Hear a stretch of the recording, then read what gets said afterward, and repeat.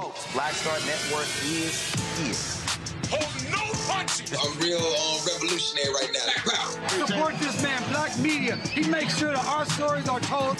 Thank you for being the voice of Black America, Roland. Stay black. I love y'all. All momentum we have now, we have to keep this going. The video looks phenomenal. See, there's a difference between Black Star Network and Black-owned media and something like CNN. You can't be Black-owned media and be scared. It's time to be smart. Bring your eyeballs home.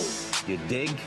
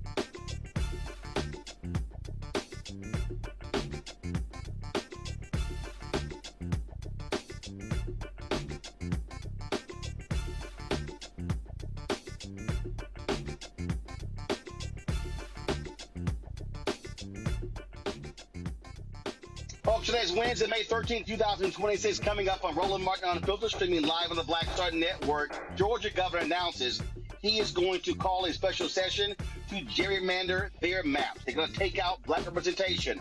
South Carolina governor says he's going to call a special session. They're going to take a second stab at taking out Congressman Jim Clyburn. Organizers are planning a massive day of action on Saturday in Montgomery, Alabama. We're going to talk about that. Stacey Abrams will join us on today's show. Lots to break down. And Donald Trump trashes another black female reporter. He continues his assault on black women. It is time to bring the funk. On Roland Martin Unfiltered on the Black Star Network. Let's go. He's got it. Whatever the miss, he's on it. Whatever it is, he's got the scoop, the fact, the find. And when it breaks, he's right on time and it's rolling. Best believe he's knowing. Putting it down from sports to news to politics. With entertainment just for kicks, he's rolling. It's on go, y'all. It's Roland Martin, yeah. Rolling with Roland now. He's funk, he's fresh, he's real, the best, you know he's Roland Martin now.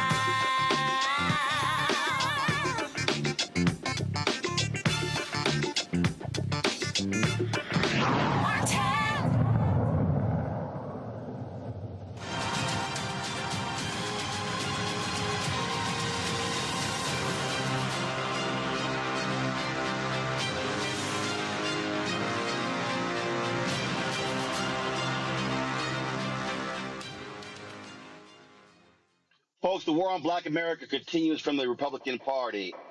Today, Georgia Governor Brian Kemp announced that he is going to call a special session on June 17th to redraw their map. So you have 4 African Americans representing the state. One of them recently passed, Congressman David Scott. And so we'll see exactly what's going to happen there. South Carolina governor announced that he's going to call a special session to try to redraw the seat of Congressman Jim Clyburn. An effort failed yesterday when all the Senate Democrats voted against it and 5 Republicans joined them. If they do a special session, it will only require a simple majority of Republicans, and so they have the votes to actually get that done. And so this attack continues, the targeting of black elected officials. Later in this show, we're going to talk to Congressman Marc Veasey of Texas. His district was wiped out in the initial gerrymander. So Texas, he's one of 2 African Americans who will not be returning to Congress. We'll also be talking to Gerald Griggs, who runs the Georgia NAACP, what was happening in Georgia, and Tennessee Rep. Justin Jones will join us. Republicans there are attacking Democrats, removing them from all committees as a result of them protesting the action to wipe up the congressional seat in Memphis. What we are seeing, as we keep saying, y'all, is a massive attack on Black America. And the only response that we can actually have is a massive, massive, massive voter turnout in this country. And so on Saturday, we're going to be in Montgomery talking, first, we're having a massive rally. There are going to be satellite rallies all across the country as well, happening on the same day. This is all about creating the largest Black voter mobilization since, to be honest, the election of Obama in 2008. Before that, the 1965 Voting Rights Act. Stacey Abrams, who ran twice for governor of Georgia, was very much involved in voting rights, joins us right now. And Stacey, glad to have you on Roland Martin Unfiltered. We have been framing this as a GOP attack on Black America. I have been saying for more than a year, the Republican Party was to completely defund Black America. They're targeting every facet, political power. They're targeting nonprofits. They're targeting economics. They're targeting education, health, you name it. And so this year, the Republican Party, what they're doing right now, poses an existential threat to the future of Black America. I think you're right, but what I think we have to understand is why. This is about power. This is all about power. We know that in 2046, the United States of America is going to be a majority minority country. And they know that the community that has been the most both at risk and responsible for the advancement of communities of color, for the advancement of the marginalized and the oppressed, has been the Black community. So if you take us out, if you diminish our political power, you eliminate our economic power, you remove our educational opportunities, that gives the authoritarian regime, because that's what this is, it gives them the ability to construct the America they wish they had, as opposed to the America we have helped to build. And so it is absolutely true that they are targeting us intentionally, assiduously, but they are doing it by misunderstanding where we are today. They are using a Jim Crow playbook in a very different era. There are enough of us, especially when we are in coalition with other communities of color and with people of good intention, that we can not only fight back, we can win. You're absolutely right. First of all, what you laid out is really the thesis of my book, White Fear, How the Browning of America is Making White Folks Lose Their Minds. I've been yelling and screaming this since 2009, that what is taking place today was going to happen. But what also has to happen, though, is we've got to be maximizing our vote. What y'all did in Georgia, I mean, I will never forget 2012, the night Obama won. I was waiting to go on CNN. Then Congressman Chris Van Hollen was in the wings. And I said, Senator Van Hollen, I don't understand why y'all are not aggressively trying to mobilize and organize in Texas and Georgia. He said, red states, it's going to be too expensive. I said, no, it's not. You have to do multi-year. He pretty much blew me off. Well, it was in 2012 where y'all didn't wait on national Democrats. Y'all said, hey, we're going to mobilize and organize this state. It showed up in 2020. The investment has to be made. And I dare say right now, Stacey, these white progressives and donors and others, as opposed to, waiting to fund things, for the general election, they've got to be funding a massive voter turnout right now that is akin to what happened in 1965. It cannot be wait for the fall. This has to be taking place as we speak. Absolutely. And I'm going to add one number or one date. When I ran in 2018, we didn't register 800,000 people, but we added 800,000 people to voter participation. In 2014, Jason Carter, who was the candidate, ran a great campaign, turned out 1.1 million Democrats. When I ran in 2018, we turned out 1.9 million Democrats. We tripled Latino turnout, tripled Asian American turnout, increased Black participation by 40%, increased youth participation, and we held an increased white voter turnout. And so I say that to say we got the benefits and the spoils in 2020 and 2021, but we got to remember they were practicing voter suppression in 2018. I am not saying, before people start flagging their hands, I am not saying I won in 2018, but I am saying that we saw a dramatic transformation in our electorate without national investment. It was not a presidential year investment that changed the demographic voting patterns in Georgia. It was a midterm election in 2018. We added 100,000 people. And if we could do that in Georgia without that national intention, we can do that everywhere in 2026 and 2028. Again, you talked about that, but right now, what really has to happen, I keep talking about a freedom summer, and it has to be massive turnout, massive registration, but also we need white allies to be registering white people. I mean, black folks are making it happen, and we're seeing what's going on Saturday. This needs to be happening. Latinos are criticizing Puerto Ricans and others in Florida are criticizing what Ron DeSantis did to them. Well, I'm like, well, guess what? Y'all got to be organizing and mobilizing your community as well. This is all hands on deck. Yeah, it's all hands on deck. But the reason I wanted to emphasize is that we keep thinking that we've got to wait for a presidential election to win. And I think you're right. This is an all hands on deck moment. And the reason I lifted up 2018 is that we've done it before. We came very close. We came within 54,000 votes of winning the governor's race. We flipped 14 House seats under Republican drawn maps. They gave themselves those seats and we took them back. And so I want us to understand that this isn't about 20 years ago or 30 years ago. This was 8 years ago. We know how to do this. And you're absolutely right. We need the investment, but we also have to connect the dots. Since 2018, we've gone through COVID. We've gone through inflation. We are now heading into recession, possibly. We're in another war. And what we have to do in order to mobilize those voters is not just say, vote because we need you to vote. It's vote because your life depends on it. But then we got to connect the dots. We've got to explain why healthcare is broken, especially in the South. We've got to explain why housing is a problem in the South. We've got to explain why education is under assault. We have to do the work. This Freedom Summer and Freedom Fall has to be about showing people the freedom that democracy guarantees, but only if we seize that power. They are playing for power. We've got to play for power too. Absolutely. Initially, Governor Brian Kemp was going to sit out this gerrymandering. Not today. He announced he's calling a special session on June 17th. Yesterday, people thought that Congressman Jim Clyburn was safe. When the Senate voted it down to gerrymander, the governor's calling a special session. So Georgia, they may be looking to take away a couple of seats there. So your thoughts on this decision, this continual attack? We've already seen it in Tennessee, in Alabama, in Mississippi. The governor called off their special session because the federal courts basically punted on the need to redraw the map. They were supposed to redraw their state Supreme Court maps because they were racially discriminatory. Well, because of the Louisiana versus Calais decision, they now don't have to. And so black folks are clearly getting screwed by this. I don't call them the Supreme Court. I call them the extreme right court. Absolutely. So I want to put into context what happened in Georgia. So Georgia's been trying to break democracy for a while. And part of the reason for the special session in June is that the state legislature, the Republican-led state legislature, has removed the mechanism for actually counting ballots in Georgia in November.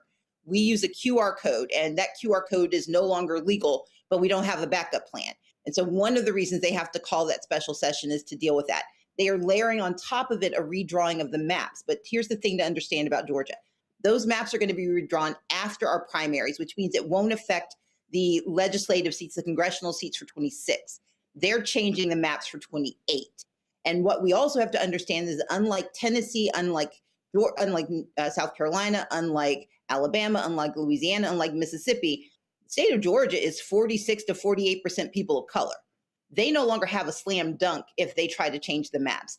And so they've pulled back as many as they could to get us down to the 4 that we have. But what they cannot do is stop us from fighting back. And so Georgia has a real opportunity in this upcoming election to flip our house, to win statewide elections. But we can do a lot between now and November that other states don't have the opportunity to do. South Carolina is in a different posture. They can absolutely try to crack in South Carolina, the Black district, Jim Clyburn's district. The thing to remember there is that 5 Republicans just yesterday said no. McMaster may try to do it again, but what those folks are looking at is not what happened in Indiana alone, because they're worried that they're going to get treated like Indiana. They're also worried about the fact that they can count. In order to crack Jim Clyburn's district, you got to put those people somewhere, and they're deeply concerned that their districts will be in jeopardy. But what we can do with all of this, Roland, is remember that they are clearly afraid, which is why they are moving with such speed. You're absolutely right. We have to be at the ballot box, but we also have to be at the courts. I was in Nashville the day they did the first hearings on that map and then passed them that Thursday. The lawsuit got filed the next moment. So we've got to support those lawsuits. We've got to make certain we're connecting the dots for community members. We've got to use every civic organization we have, churches, the Divine Nine, everyone who has a conversation has to have those conversations. But then the last thing you said is critically important. This is a coalition moment. We are 15% of the population, but we are 100% of the target.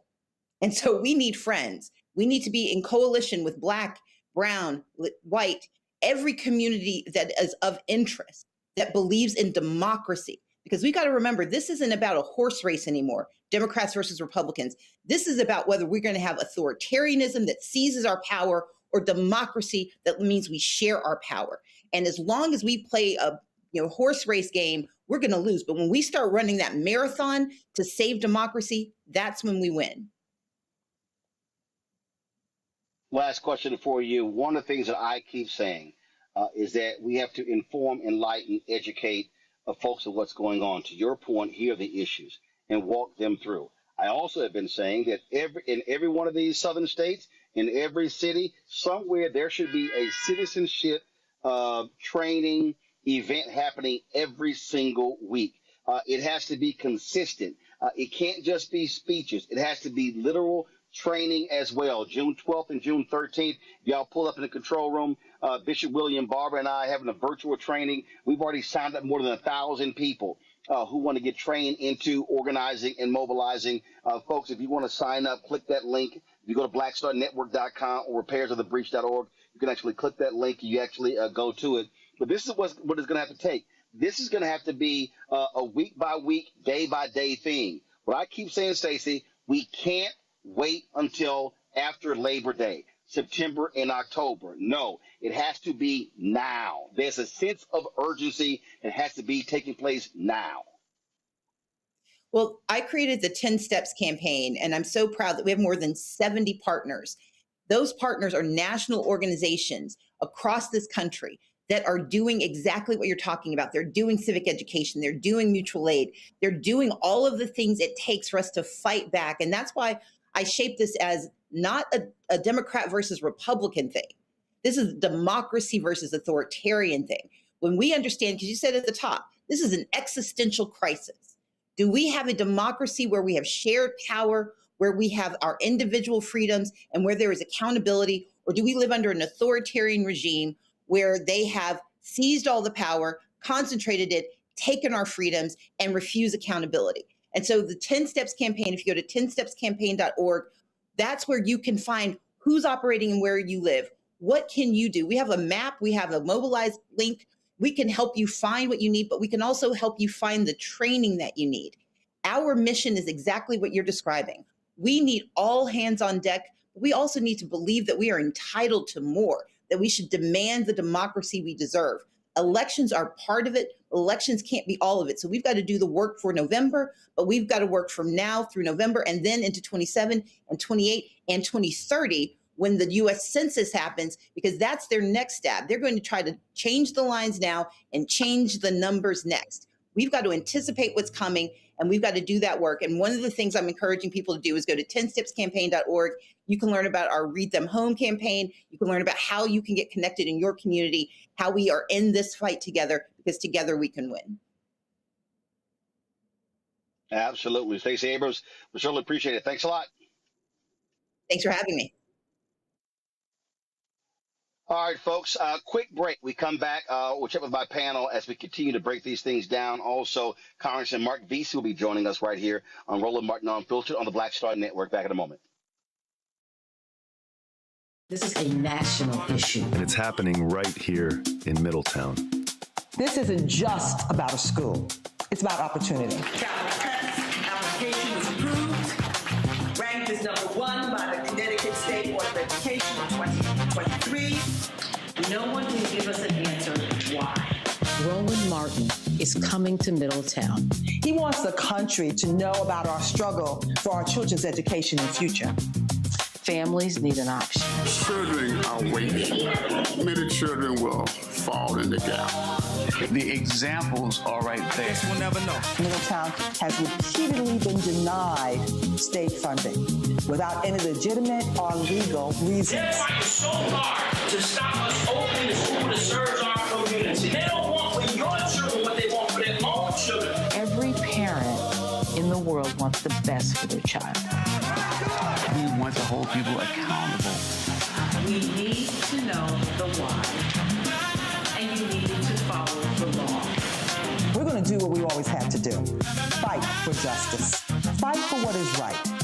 Be a part of this conversation. Ask questions. Demand answers. See you May 14th.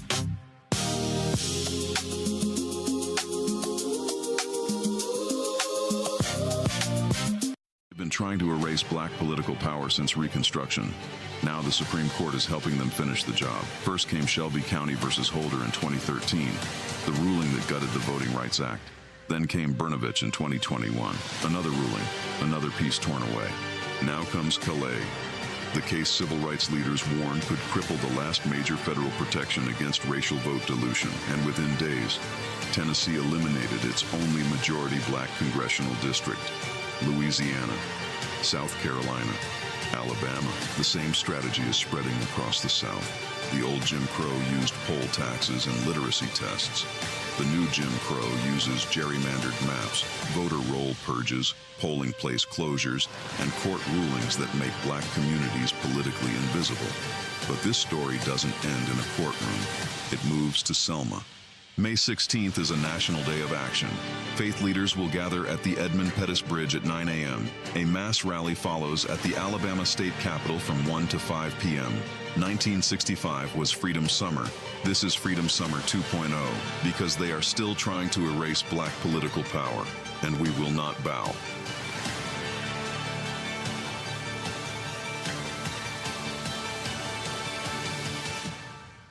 This week at the Black Table, we discuss a place, an idea, a dream, and a reality that everybody on the planet should know about. A place called Mound Bayou. What about black people creating their own country, not from the outside in, but from the inside out? That's next on the Black Table, right here on the Black Star Network.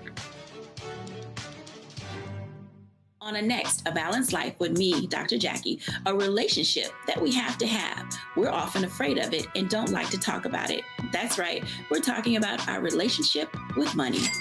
And here's the thing, our relationship with money oftentimes determines whether we have it or not. Balancing your relationship with your pocketbook, that's next on A Balanced Life with me, Dr. Jackie, here at Black Star Network. With medicine and science under attack, I want to keep you and your family informed and healthy. I'm Dr. Ebony Hilton, and I knew at the age of 8 that I wanted to be a doctor. So I studied hard and became the first African-American female anesthesiologist hired at the Medical University of South Carolina since its opening in 1824. And I always say I was made into a doctor, but I was born to be a mom. And as a new mom, wife, sister, daughter, and friend, I understand how frightening a medical crisis can be. I care for individuals on some of the worst days of their lives, and it's my mission to provide you with a safe space to gain clarity on issues affecting your mind, body, and soul. I recognize that there are health disparities, particularly as it pertains to race, and I want to help bridge the gap between you and your healthcare providers. Join me every Thursday for Second Opinion on the Black Star Network, where each week I'll invite experts from various medical fields to share the latest health news. We'll discuss topics such as the vaccine debate, mental and sexual health, medical bias, infertility, menopause, andropause, nutrition, and aging. Together with my medical colleagues, we aim to provide you with a second opinion. Don't miss it, Thursdays only on the Black Star Network. Hi, I'm Swing Cash, Basketball Hall of Famer, and you're watching Black Star Network.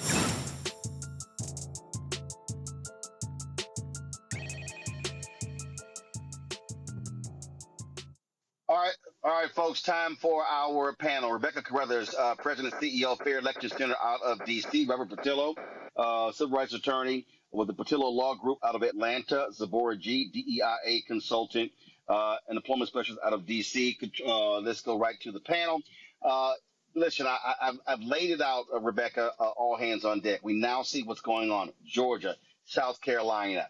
We see what's happening. And again, this is undeniable. It is an absolute undeniable attack on Black America. Folk had better wake up. You know, I think it's very important for your viewers to understand the full ramifications post a Calais world. So right now, you hear us talking about congressional maps. You also hear Governor Kemp say, hey, we're going to redraw these congressional maps ahead of 2028, but also we're going to redraw state house seats as well. So that's both the state house and the state senate.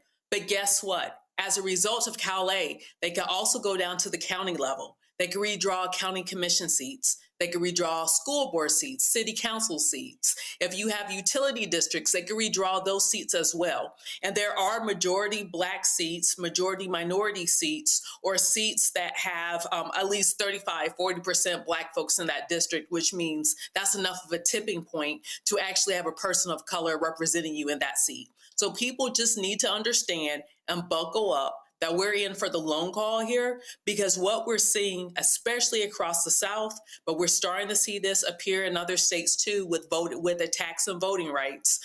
For instance, in New Hampshire and Utah and South Dakota, recently they just passed some new changes that impact starting in these elections and then going into 2027. So we see an attack on redistricting, but we also see an attack on what it takes to register to vote. And we also see an attack on what it takes to stay registered to vote. So people need to understand that this is a full front assault on all sides when it comes to accessing the ballot box in this country. Robert, this is not about Republicans and Democrats. This is about white power, and they want white Republican power. You're absolutely correct. And the scariest part about this is there's a line from Gil Scott-Heron, The Winter in America, where he says, nobody's fighting because no one knows who to save.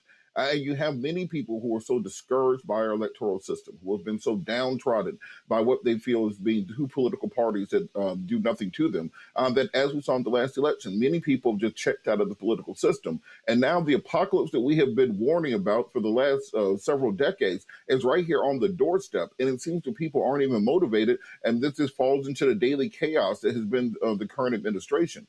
People cannot become complacent. We cannot think this is just another passing story of the week.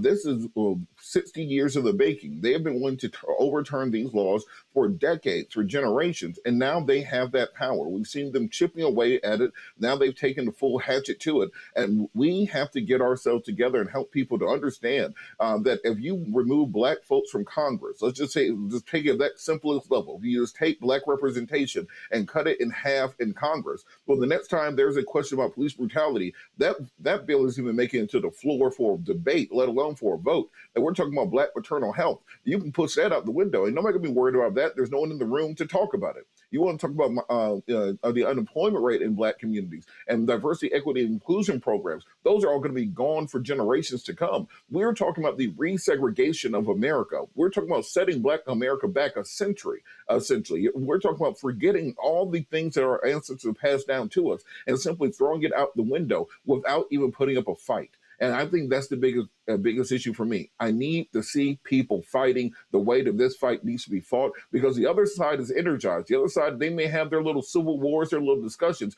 but they are united in one thing. They want to take the right to vote away from Black people, and they want to have full power control over this country. Zabora, I am consistently saying that when you wipe out Black political power, you're wiping out the access to billions of dollars. And if you have white conservative Republicans in these seats, they are not going to be looking out for the interests of Black people, Black communities, Black neighborhoods. And so we're about to see a massive shift in resources, and folk had better wake up to realize what is happening. It is before our very eyes. We are already seeing the massive cut in resources. We're looking at budgets being cut. We're looking at students that are in grad school about to lose Graduate Plus loans coming up in July. We're changing professions that have been professional programs that are taking a lot of time and a lot of work. We're seeing the attack not only in our voting, but we're seeing the attack in our education of our Black individuals. And if these things weren't important, why are they attacking them so much? We have to remember what Fannie Lou Hamer said: nobody is free until everybody free. And this voting isn't a preference. It's not something that is just something that we're doing for fun. Right now, people really have to understand that this is life or death. This is the future of your children, your children's children.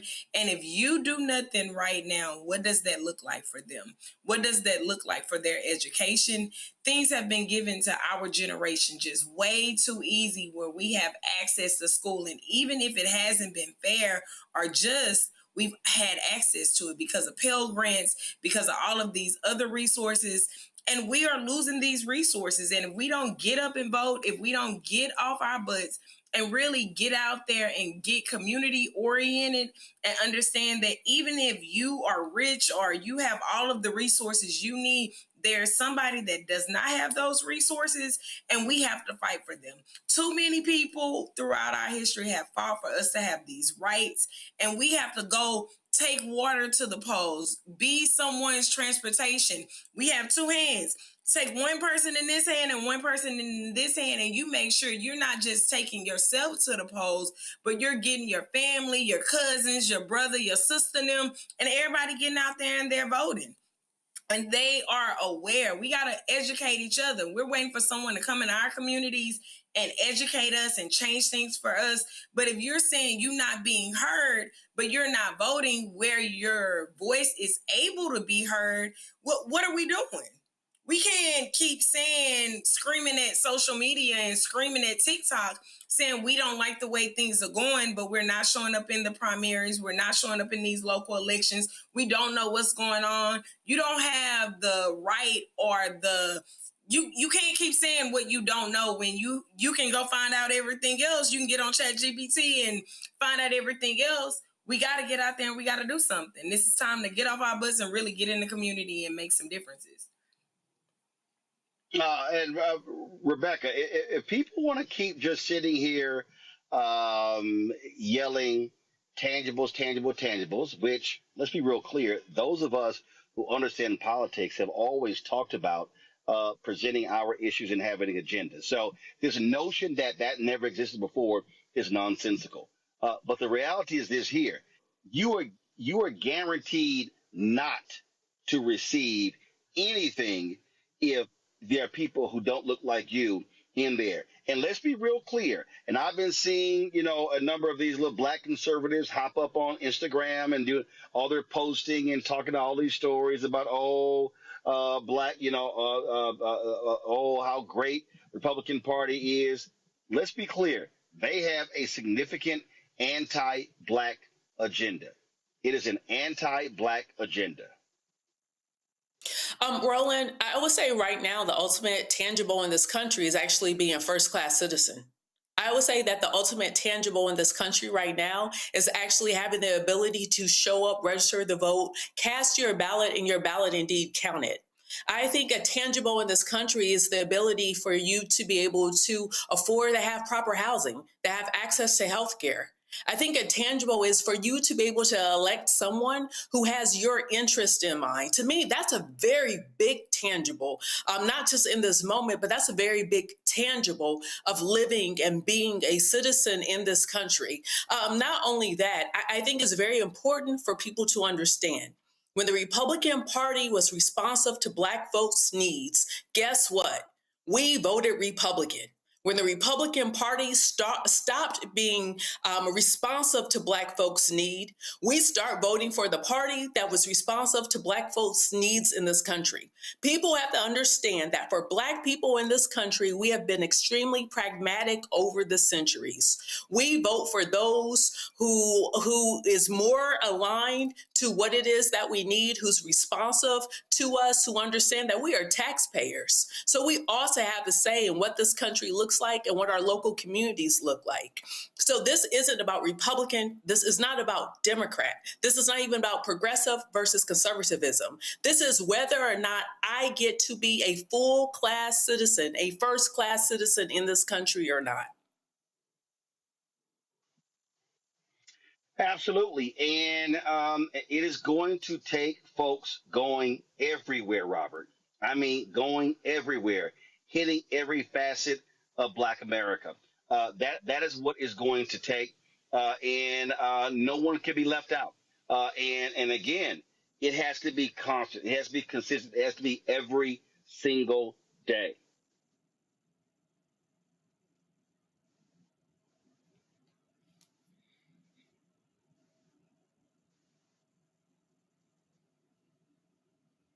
All right, Zabor, we're going to get Robert's signal straight. Zabor, that's for you.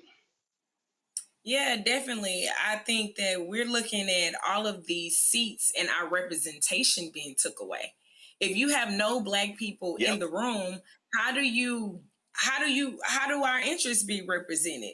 So when you say I'm not showing up to vote, and I'm from Houston, we had so many people not show up to vote in these last few elections. When you say you're not showing up to vote and you're looking at them taking the seats away, we had Sheila Jackson Lee's seat forever, and now who knows what we're going to have with all of this remapping and how they're spreading these seats out in Tennessee. You know, so representation matters. When you are not represented, your voice is not in the room. And so, once again, I stand on, we got to do something. We cannot do this like we've been doing it. We can't keep sitting down. We can't keep looking at Texas and Louisiana are making headway and spreading their ideology throughout the rest of the U.S. and all of these southern states are where it's concentrated that they are still in our power. You know, they don't. We have 12% of Black people being represented in Congress already. So if you take away that representation that's already very minimal, what does that look like for us? What does that look like for our kids? Do we see what's going on with the Department of Education? Do we see what's going on with the enforcement of disability rights? And these things are impacting every area of our life. And if we are not careful, we're going to lose, and we're going to wake up and not be able to say that we did anything about it. Robert, having numbers mean nothing if you do not use your numbers. This is the thing that I think people need to understand, that that we can turn this gerrymandering fight right back against these people if we organize. You know, Georgia's a state where I'm at, where we're talking about 36% of the population being African-American. You add in Latinos, we're pushing 40% of the population in this state. So you want to redraw these maps? Well, let's register people. Let's turn out people. Let's build the type of coalitions that we've needed. Yeah, we need to make sure that when folks are standing up, when folks are fighting, that they understand exactly what these battle lines are, that we aren't simply dealing with this imperial presidency that gets to do whatever they want. We're not dealing with a pontiff or a potentate, that we get to fight back. And guess what? If we take back the House in this November's election, then we get to have oversight hearings. We get to actually find out what they've been doing with all of our money. And we get to set up for the 2028 election. And we get to make these demands going into 2028. We get to let the Democratic Party know, well, look, if we're saving your tails this time, then I want a Project 2025 style agenda when we walk in that door on day one. We want everything that has ever been on our wish list, because MAGA got everything that was on their wish list. So Donald Trump can do that for his base and for the people behind him. We are expecting the same thing going forward, but it's a fight that we can win. As Reverend Jackson would say, we've never won a fight that we didn't fight. We've never lost a fight that we did. So it's time to get out there and fight if we're going to go forward. Absolutely. All right, folks, got to go to a break. We come back more on Roland Martin Unfiltered. We'll be joined by Congressman Marc Veasey on the show. Also, we'll talk with the leader of the NAACP in Georgia about what Brian Kemp is trying to do there. You're watching Roland Martin Unfiltered right here on the Black Star Network. Back in a moment. This is a national issue. And it's happening right here in Middletown. This isn't just about a school.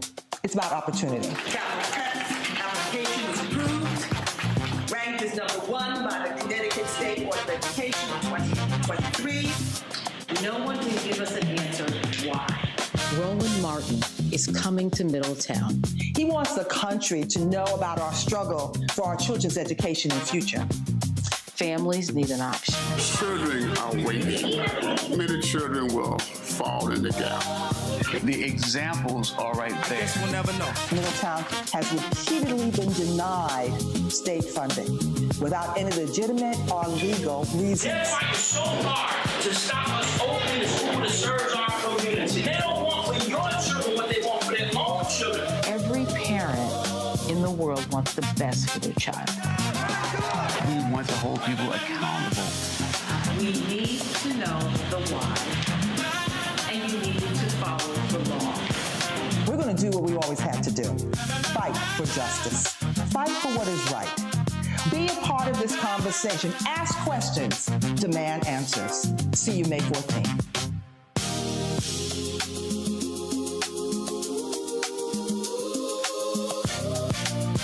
Trying to erase black political power since Reconstruction.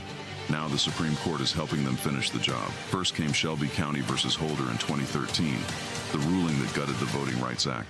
Then came Brnovich in 2021, another ruling, another piece torn away. Now comes Calais, the case civil rights leaders warned could cripple the last major federal protection against racial vote dilution. And within days, Tennessee eliminated its only majority black congressional district. Louisiana, South Carolina, Alabama. The same strategy is spreading across the South. The old Jim Crow used poll taxes and literacy tests. The new Jim Crow uses gerrymandered maps, voter roll purges, polling place closures, and court rulings that make black communities politically invisible. But this story doesn't end in a courtroom. It moves to Selma. May 16th is a national day of action. Faith leaders will gather at the Edmund Pettus Bridge at 9 a.m. A mass rally follows at the Alabama State Capitol from 1 to 5 p.m. 1965 was Freedom Summer. This is Freedom Summer 2.0 because they are still trying to erase black political power, and we will not bow.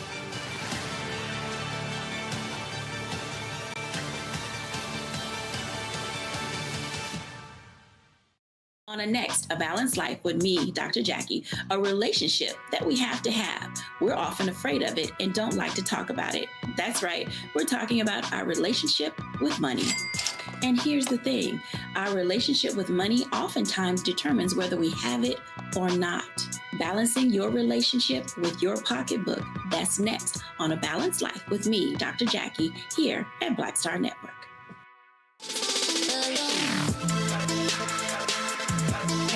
Welcome to The Other Side of Change, only on the Black Star Network and hosted by myself, Rhea Baker, and my good sis, Jamira Burley.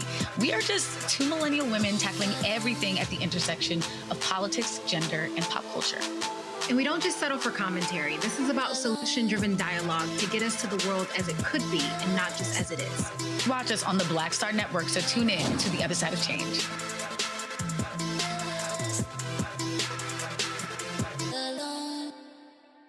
This week at the Black Table, we discuss a place, an idea, a dream, and a reality that everybody on the planet should know about. A place called Mound Bayou. What about black people creating their own country, not from the outside in, but from the inside out? That's next on the Black Table, right here on the Black Star Network.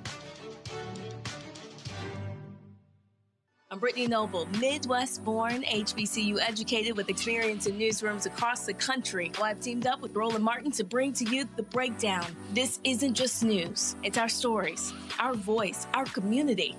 Join me for The Breakdown, Monday through Friday at midday, only on the Black Star Network. hatred on the streets. A horrific scene, a white nationalist rally that descended into deadly violence. White people are losing their damn minds.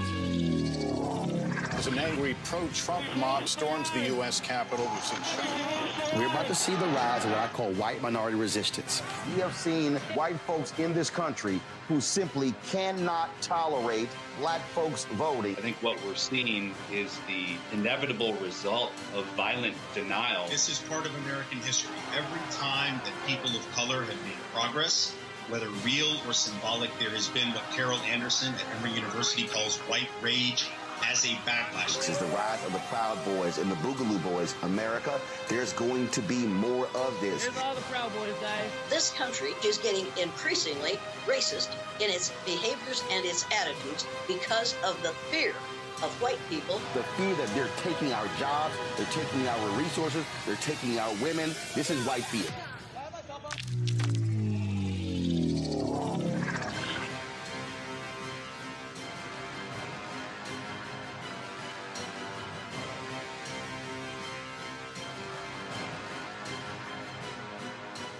What's up? It's Talib Kweli. I'm CEO. This is the Black Star Network.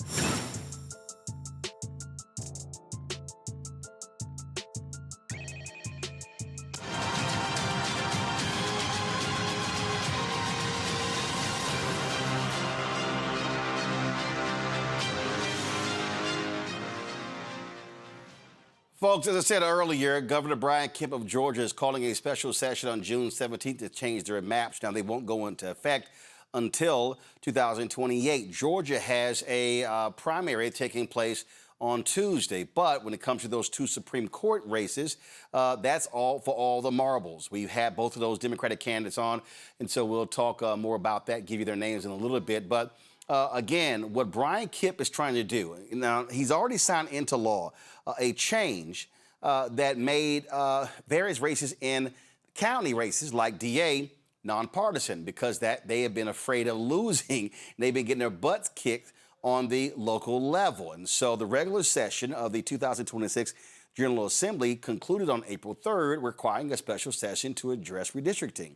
According to Kemp's proclamation, lawmakers will have two specific purposes during the special session. The first is to consider enacting, revising, repealing, or amending a state law regarding the division of Georgia into appropriate districts for the state Senate, state House of Representatives, U.S. House of Representatives, or any other state office elected by any district. Any changes made will take effect for 2028. The second purpose, to address challenges arising from the July 1st effective date of modifications to the state election code enacted under 2024 Georgia law. To talk about this is Gerald Griggs, the president of the Georgia State NAACP. Gerald, glad to have you here.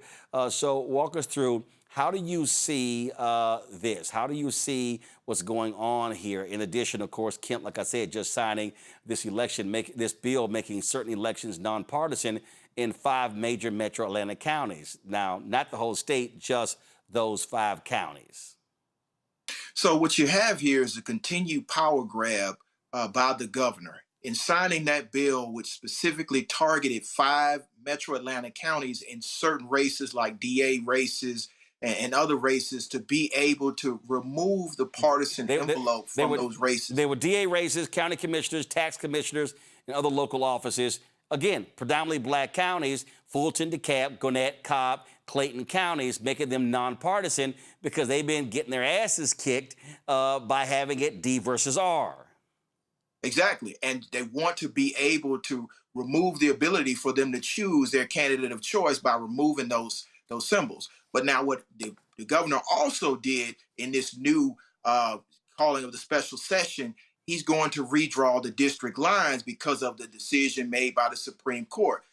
This particular decision will only go into effect in 28, but it signals a turn that we have been concerned about for years in Georgia, and that's continuing reduction of the power of the African-American vote to pick their candidates of choice through voter suppression and gerrymandering. So what we are seeing is the continued over-encroachment on the African-American vote in the state of Georgia, and we are completely focused on fighting this with every fiber that we have, because there, as you have said, there's already a primary election that is going on and nonpartisan races, which will occur on the 19th. So we want everybody in the state of Georgia to, one, watch what's happening in real time and the continued effort to silence African-American voters and people of color, but two, go out in mass numbers and vote in this election and in the general election, which will be the midterm election, because our redistricting will not take place ahead of the midterms.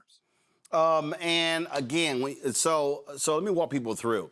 I'll give you an example of what happened in Texas. Texas, your large counties used to be red. Dallas County, first of all, the entire state of Texas used to be blue. Then it went red. Well, then Harris County, Dallas County went back to blue.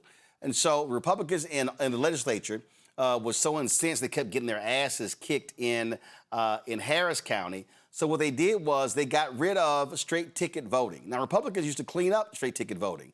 Well, then Democrats figured out how to mobilize and organize around that. So then they got rid of straight ticket voting. The last time you had straight ticket voting in Texas was 2018. This is what Republicans do. They are constantly trying to change the law to rig elections to make it easier for them to win, because they cannot win in places where you have to make an argument to the voters why you're the best. And so what they want to do in this case, by this law he just signed, they want folks not running under a D or an R banner. And so to be able to say, oh, no, let's sort of cloud who's running. Now, when you talk about redrawing these lines, they want to sit here and wipe out black political power on the state level with state reps, state senators, and it can go all the way down. This is why I keep saying to black folks in rural Georgia, in those 5 populous counties, you better understand the game at play, because this is about white, conservative, Republican power. Absolutely. And it's about the growing diversity that's happening in the state of Georgia, and wanting to silence the voices of that diversity. In those 5 counties, we had an unprecedented turnout to elect 5 female black district attorneys, as well as other elected officials. And so that's why they're targeted them with specificity. And then when we talk about the redistricting, we continue to see the diversification growing in the Black Belt down below Macon, as well as the metro Atlanta counties. Now you're seeing more and more counties taken over by African Americans and people of color. And so they are targeting them to make sure that on the congressional level, that they silence those voices. But he's gone a bit further in redrawing district lines for state Senate as well as state House, which we haven't seen in the other redistricting battles. It was simply the congressional district. So our governor is going a step and beyond to redraw the lines, and he's used to doing this. He's the same governor when he was a Secretary of State. He presided over his own election, and we saw how that turned out. So they are resetting the rules, replaying the game, and slanting the game away from the continued growing of African-American and minority voting power in the state of Georgia. Absolutely. Questions from our panel. Zabor, you first. So I guess my question would be, we see all of the things that's going on, but what would you say to the young person that is just feeling overwhelmed with everything that's going on, and they don't feel that their vote counts in those areas? And how do we get them from just complaining about it to really getting active in the communities and seeing how they really are affected and do something, give them some tips on how they can change, really impact change? Well, I think we have to educate them on the power of their vote. If your vote didn't have power, they wouldn't be trying so hard to disenfranchise you. And in Georgia, you have an opportunity to push back on that in real time, because again, he set it out to 2028. And so we have the 2026 midterms where in the state of Georgia, for the first time, you can flip the state house and then be in control of redistricting. So what I would say to the young people is, this is an opportunity to learn from your history, because we in Georgia have a long history of pushing back on these draconian efforts to suppress the vote and to push back on our growing political power. But you also need to understand that they're trying to overwhelm you. So you don't allow that spirit of fear to come in. You focus, mobilize, and use the spirit of your ancestors in this state to push back. And it starts with the primary election that's happening right now. Early voting is still going on right now. Rebecca? Yep. Since the last time we've had a federal election, Georgia has criminalized certain aspects of how we organize. One of the ways that they have criminalized is how we support people who are waiting in those hours-long lines. Another way that has been criminalized is how we gather in the streets. Another way that has been criminalized is even with how we do certain voter registration tactics that were legal, but now have been made questionable. So tell me, what is the way in which you are encouraging community members to get engaged in Georgia? And what types of education are you all doing on the ground to make sure that people understand how to do this work, but in a work that doesn't run afoul of these new restrictive laws? And thank you for that question. It's important. So you're talking about Senate Bill SB 202, which we are currently in litigation right now for that bill. But what I would simply tell people is for the line warming provision, move it back 50 feet and make sure that you are not providing food or substance for somebody to actually vote a certain way, but you are providing comfort for them. So you move it back a few feet. And what we simply say as far as organizers are concerned, make sure that you're in direct contact with our legal defense team, the NAACP LDF, or the Lawyers Committee on Civil Rights, or your local civil rights activists, so you can know what your rights are under the new election code while it's still under litigation.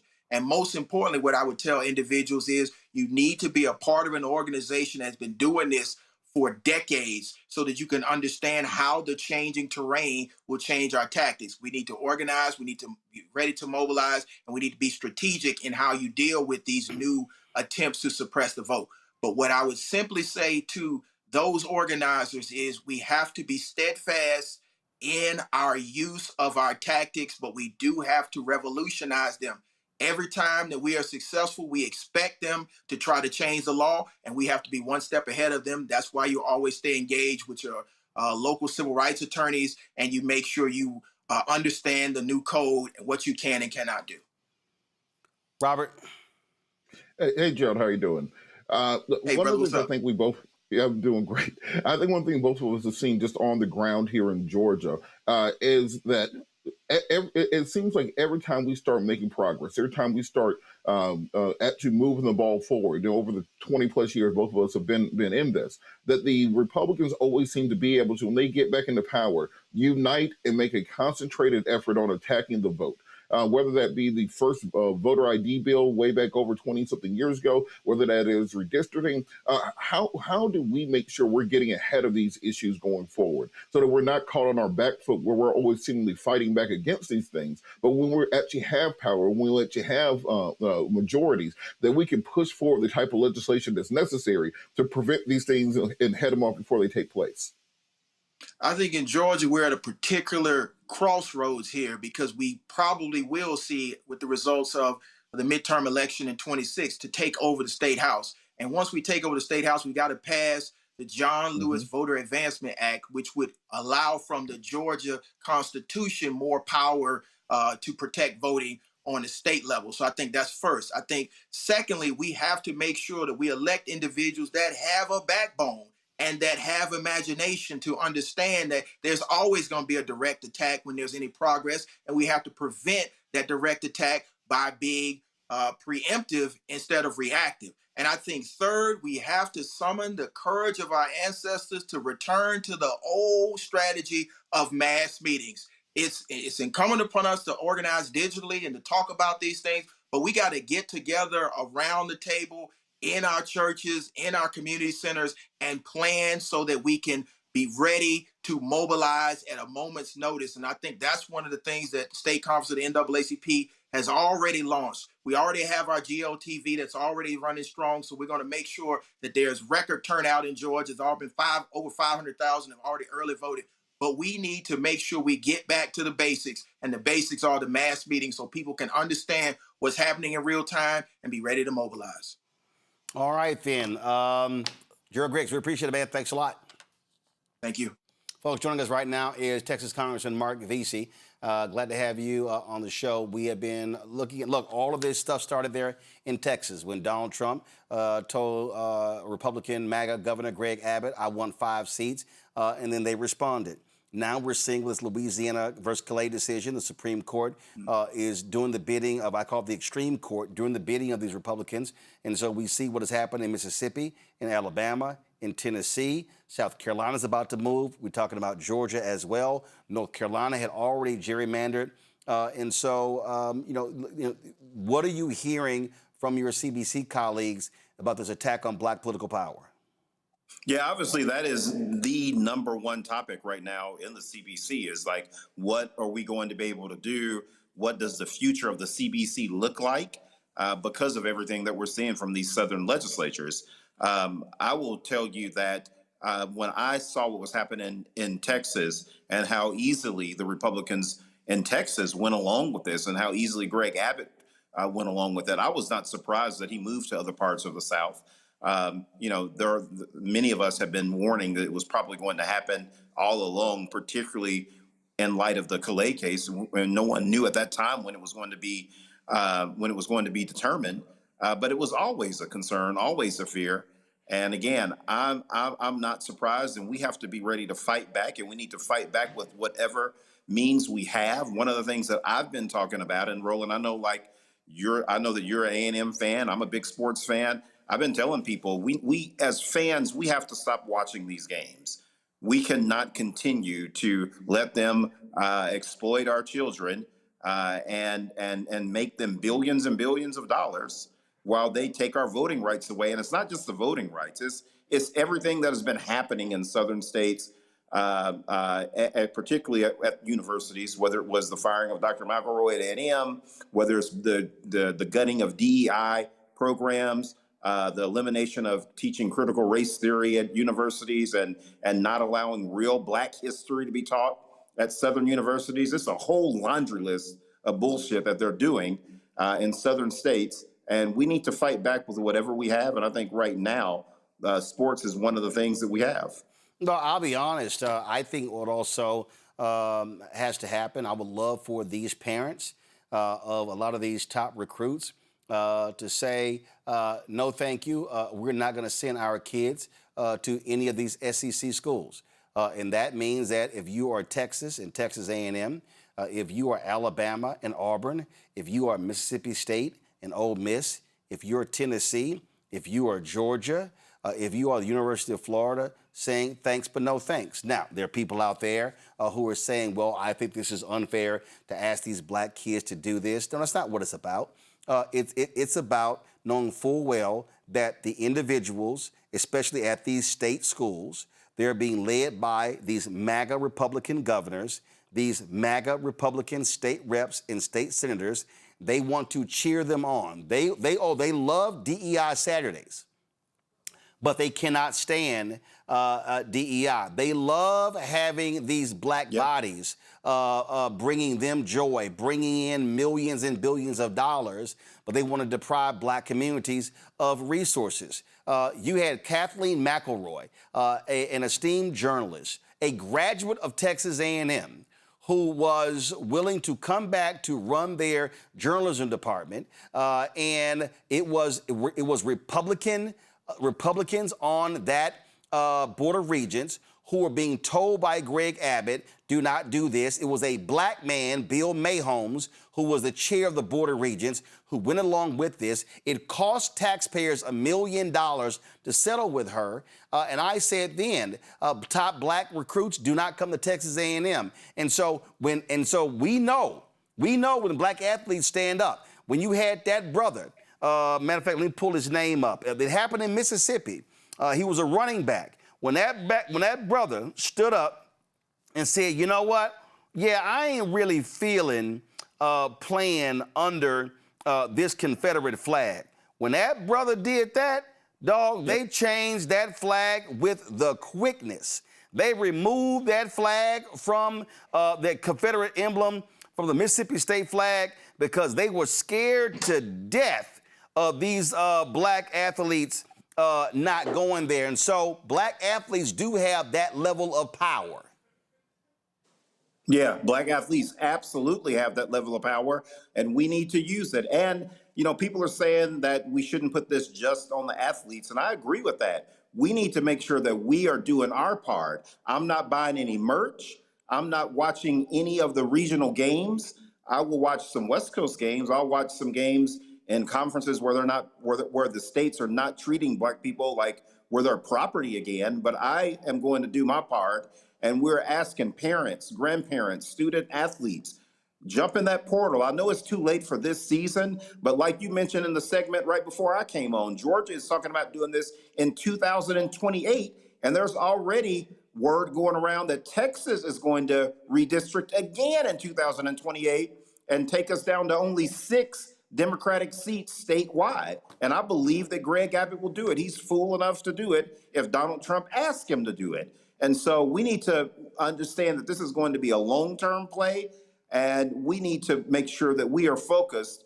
And like you said, there was just one guy in Mississippi that made a difference. Yeah. If we can get a handful of athletes and a handful of parents to go along with this, and we stop watching and that money stop coming in, we can make a difference. His name was Kylan Hill. Kylan Hill, this was on, I need everybody to understand, go to my iPad. This was on June 22nd, 2020. Okay, June 22nd. Kylan Hill tweeted, either change the flag or I won't be representing this state anymore, 100%. And I meant that I'm tired. This was in response to a tweet from Mississippi Governor Tate Reeves, saying that people are floating this other flag, and so how they're not going to change it. Well, guess what happened? 8 days later, that flag was gone. Yep. Because right. White coaches, other players joined in, white coaches went to them and said, hey, man, listen, we went to lose some Black ball players, so y'all gonna have to sit here and do something. That's right. That same Tate Reeves, that racist Tate Reeves, yep, on June 30th, signed a bill into law. That's how fast it moved. On June 22nd, a Black football player at Mississippi State said, I am not representing this state. He's one of the top running backs in the country at that time. 8 days later, that Confederate emblem was removed from the state flag because they knew, those white Republicans in Mississippi knew Ole Miss and Mississippi State could not survive, could not win any games having just white ball players. Yeah, that's right. And Roland, there's even a more recent example. And I hate that I cannot think of her name right now. LSU basketball player. She's in the WNBA now.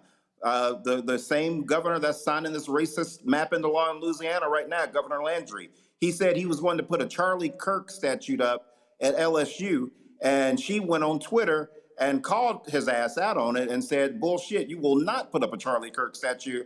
And the Charlie Kirk statue is still not up. They were going to put it right by the Mike the Tiger mascot that they have there. And so these athletes, if they use their voice, they can make a big difference, and we can start to finally work on resetting some of this, because the damage that the Republicans are doing in these states are going to affect us, and not just on the federal level, as the previous guests you had on pointed out, state legislative seats, county commissioner seats, city council seats. This is going to impact us for a long time if we do not act now. Yeah, that was Flau'jae Johnson, and what she did was she quote tweeted. Let's see if we can pull it up. So Jeff Landry put out this video saying they were going to do this Charlie Kirk statue. Give me 1 second and pull it back up. She quote tweeted these four right here, those 4 question marks. And yeah, that did not happen. And it still has been put up. So yeah, what we are saying to Black athletes, but more importantly, we're talking to their Black grandparents and their Black grandparents. And this is all this requires, Representative Veasey. If one top 300 recruit, if one says, I will not be going to an SEC school in a state where they are disenfranchising Black people, I'm telling you, that's all we need is one. Yeah. Just one. And that and listen, that brother may have already was gonna sign with Illinois or Big Ten school or ACC school or somewhere else. But guess what? And not just SEC, make it clear. Y'all ACC schools, yeah, ain't coming there as well.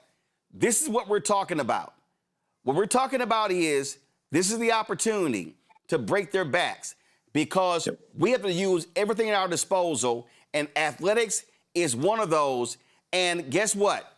Texas, Louisiana, Mississippi, Alabama, Florida, Tennessee, Arkansas, South Carolina, North Carolina, those schools cannot survive playing football or basketball without black people.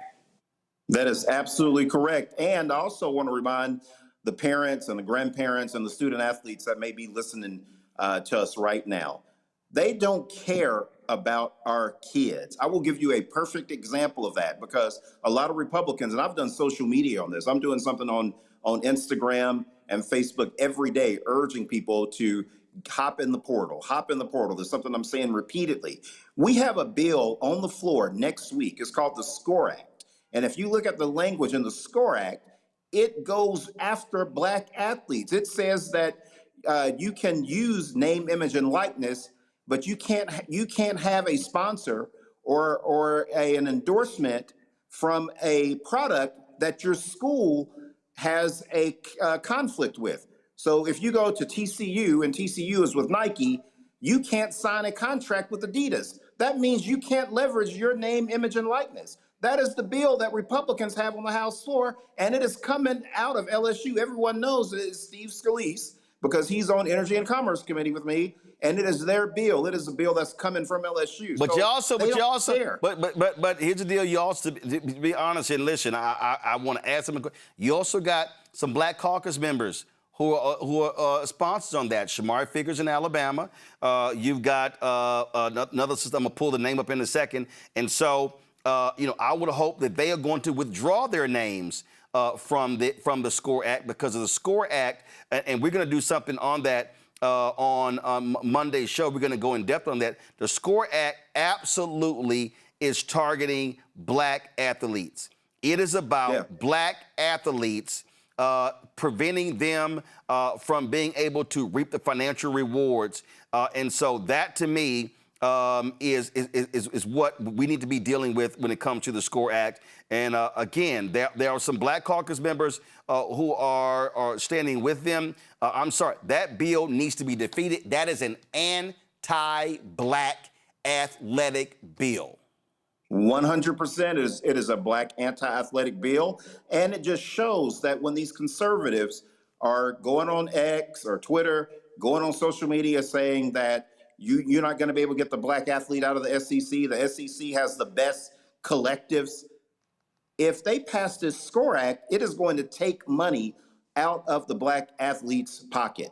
And so to me, like Donald Trump said, you don't really have a lot to lose because they are going after us anyway. They're going to find a way to continue to make sure that we have no leverage at all. And it's time for us to stand up now when it comes to the SCORE Act and when it comes to redistricting, and use everything that we have at our disposal to make sure that they understand that this is serious now and that we are not going backwards.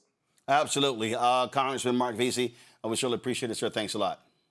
Good to see you, Roland. We'll go to my panel. I'm going to tell you right now, Robert, this is real simple. Everything is on the table. Everything. Dr. King said April 3rd, 1968 at Mason Temple, his last sermon in Memphis, when he said, we must redistribute the pain. He said we must practice economic withdrawal. This is where we have to be talking with and educating parents and grandparents and athletes about what their power is and getting them to understand that these folk, they're take your talent now. They want you running and passing and catching and shooting, but they don't want to employ you when you're done. They don't want to sit here and provide economic opportunities for you. They want to pull economic opportunities. They want to pull health opportunities. And so this is where they must be hit. I'm telling you, Robert, if 1, 2, or 3 black athletes publicly say, I will not go to one of these Southern schools, one of these SEC, ACC schools. Trust me, it will send shockwaves through these legislatures, and last thing they want to see are their schools getting their asses kicked when the top black talent says, holla, I ain't coming. You're right, Roland. And also, we as the public, we have to vote with our wallets. We have to vote with our remotes.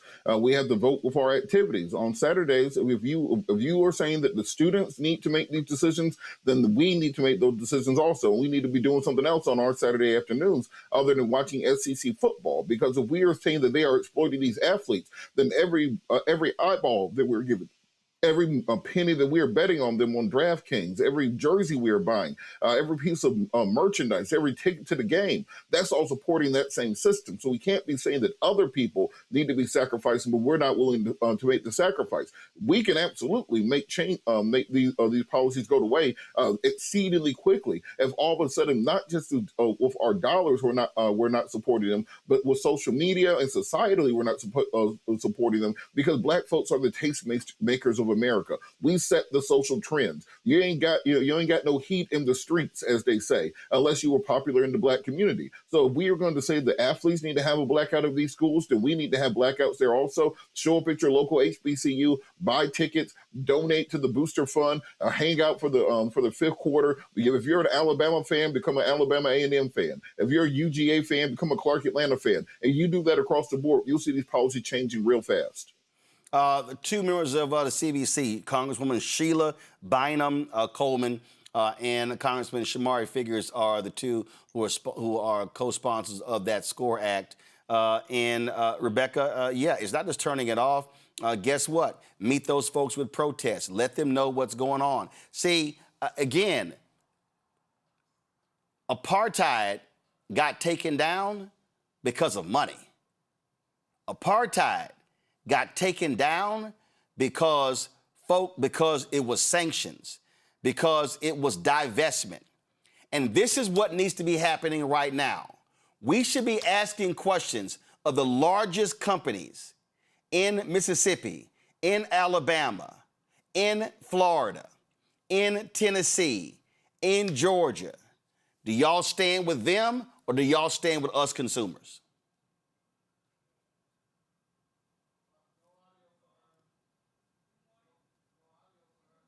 Rebecca, you're muted. So like what you're mentioning, a lot of these companies, their favorite color is green. So just like you quoted Dr. King talking about redistributing the pain, and we're talking about economic pain, we're talking about financial pain for these people who are on the sidelines and for these corporations who are on the sidelines and who are just looking off into the distance as these abysmal things are happening to our Black communities in this country. What people have to understand, the economic impact isn't just for the hospitality industry where these games are being played. The economic impact isn't just for the university. It's not just in the commercials that they run and the local channels that receive the money. But here's something else that we have to think about. Sports is so popular now, especially when it comes to betting. And if all of a sudden the very thing and the very platforms that promote sports betting, now they have a bunch of uncertainty because there's a bunch of athletes who aren't going to be where those athletes were supposed to be as people start to put their bets in, it's going to impact so many people in their pocketbooks. It's also going to impact everyday people who are invested in sports betting in this country. So as much as they've tried to tell a lot of athletes to shut up and dribble, the reason why they're telling athletes to shut up and dribble is because of the economic impact. So people have to understand how wide and how vast and the billions of dollars that's in that particular market. Robert? Look, Roland, the battlefield is already upon us. And we shouldn't be talking about things that we could do or should do or could possibly do. We have to talk about what we is going to do.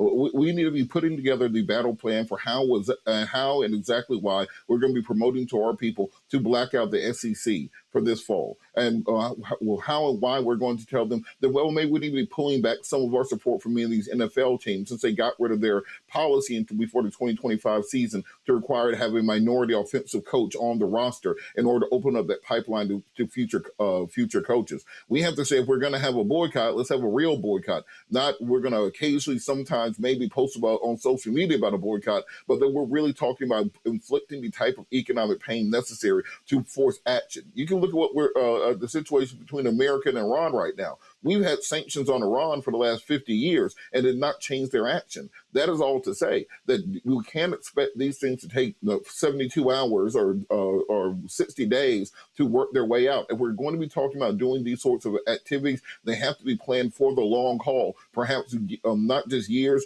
decades, generations. They fought for 3 generations to overturn the Voting Rights Act. We can't seem to keep something together for 6 months. We have to get these things together because the fight is right here in front of us now. Zabor?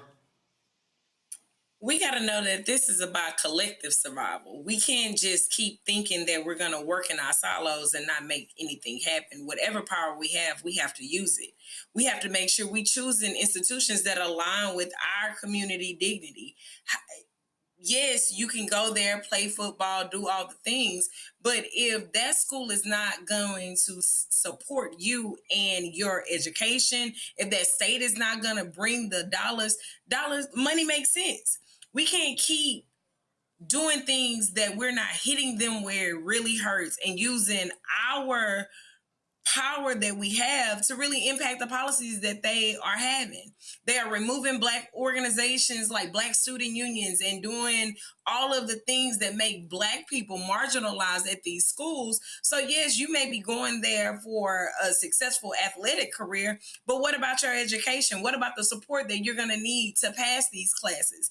And you may get the support you need because you are a star athlete, but what about the other Black individuals that are going to give you community in those spaces? So we have to have ownership over our access, ownership over our skills and talents and gifts, and realize who's owning what, who's controlling what, and how can we be entrepreneurial over the things that really matter to us.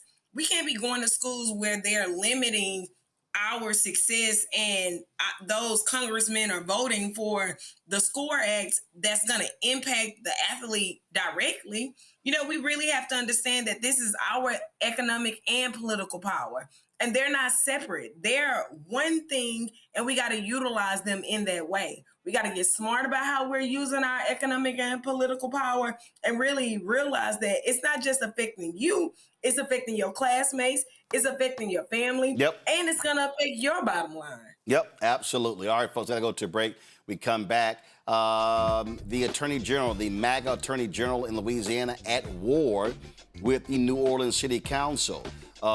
AG Liz Merrill fires off a letter. Well, the mayor of New Orleans, Helena Marino, fires back at her. We'll talk about that. We'll also hear from Tennessee State Representative Justin Jones about the MAGA Republicans there wiping out Democrats from all committees because they didn't like them protesting the stripping Memphis of a congressional seat. We'll discuss that as well. Donald Trump attacks another Black female reporter. We have that for you as well. Folks, you're watching Roland Martin Unfiltered on the Black Star Network. Don't forget to support the work that we do. Join our Bring the Funk fan club. Listen, there's no other show in America. There's no other show that is speaking to the issues that is sitting here centering us every single day. And so your support of this show is absolutely critical. So please support us by joining our Bring the Funk fan club. Use the Stripe QR code. You see it right here. If you're listening, go to blackstarnetwork.com. That's for Cash App and credit cards. Checks and money order. Make it payable to Roland Martin Unfiltered, P.O. Box 57196, Washington, D.C. 2003 7-0196. PayPal on Martin Unfiltered, Venmo RM Unfiltered, Zelle Roland at RolandSMartin.com, Roland at RolandMartinUnfiltered.com. We'll be right back. This is a national issue. And it's happening right here in Middletown. This isn't just about a school. It's about opportunity. Application was approved. Ranked as #1 by the Connecticut State Board of Education in 2023. No one can give us an answer why. Roland Martin is coming to Middletown. He wants the country to know about our struggle for our children's education and future. families need an option. Children are waiting. Many children will fall in the gap. The examples are right there. Guess we'll never know. Middletown has repeatedly been denied state funding without any legitimate or legal reasons. They're fighting so hard to stop us opening the school that serves our community. They don't want for your children what they want for their own children. Every parent in the world wants the best for their child. We want to hold people accountable. We need to know the why, and you need to follow the law. We're going to do what we always have to do. Fight for justice. Fight for what is right. Be a part of this conversation. Ask questions. Demand answers. See you May 14th.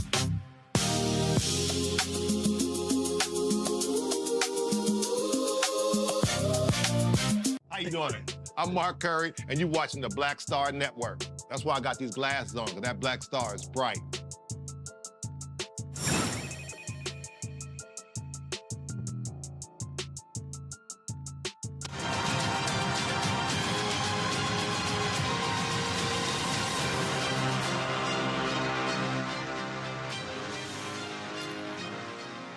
So a black man in New Orleans who served time in prison gets elected to the criminal court. Well, the Republican-controlled legislature decide on their own, you know what? We're going to get rid of that position, so therefore we're going to merge the criminal clerk with the civil clerk. Then,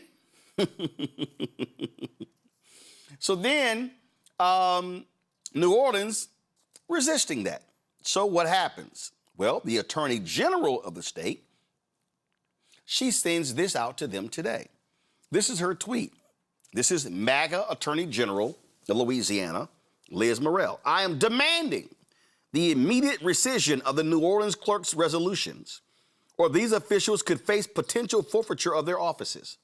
I specifically asked the New Orleans City Council to wait for the Louisiana Supreme Court to weigh in. Instead, they knowingly refuse and move forward with resolutions that attempt to displace Chelsea Richard Napoleon from her lawful office as clerk of court for Orleans Parish.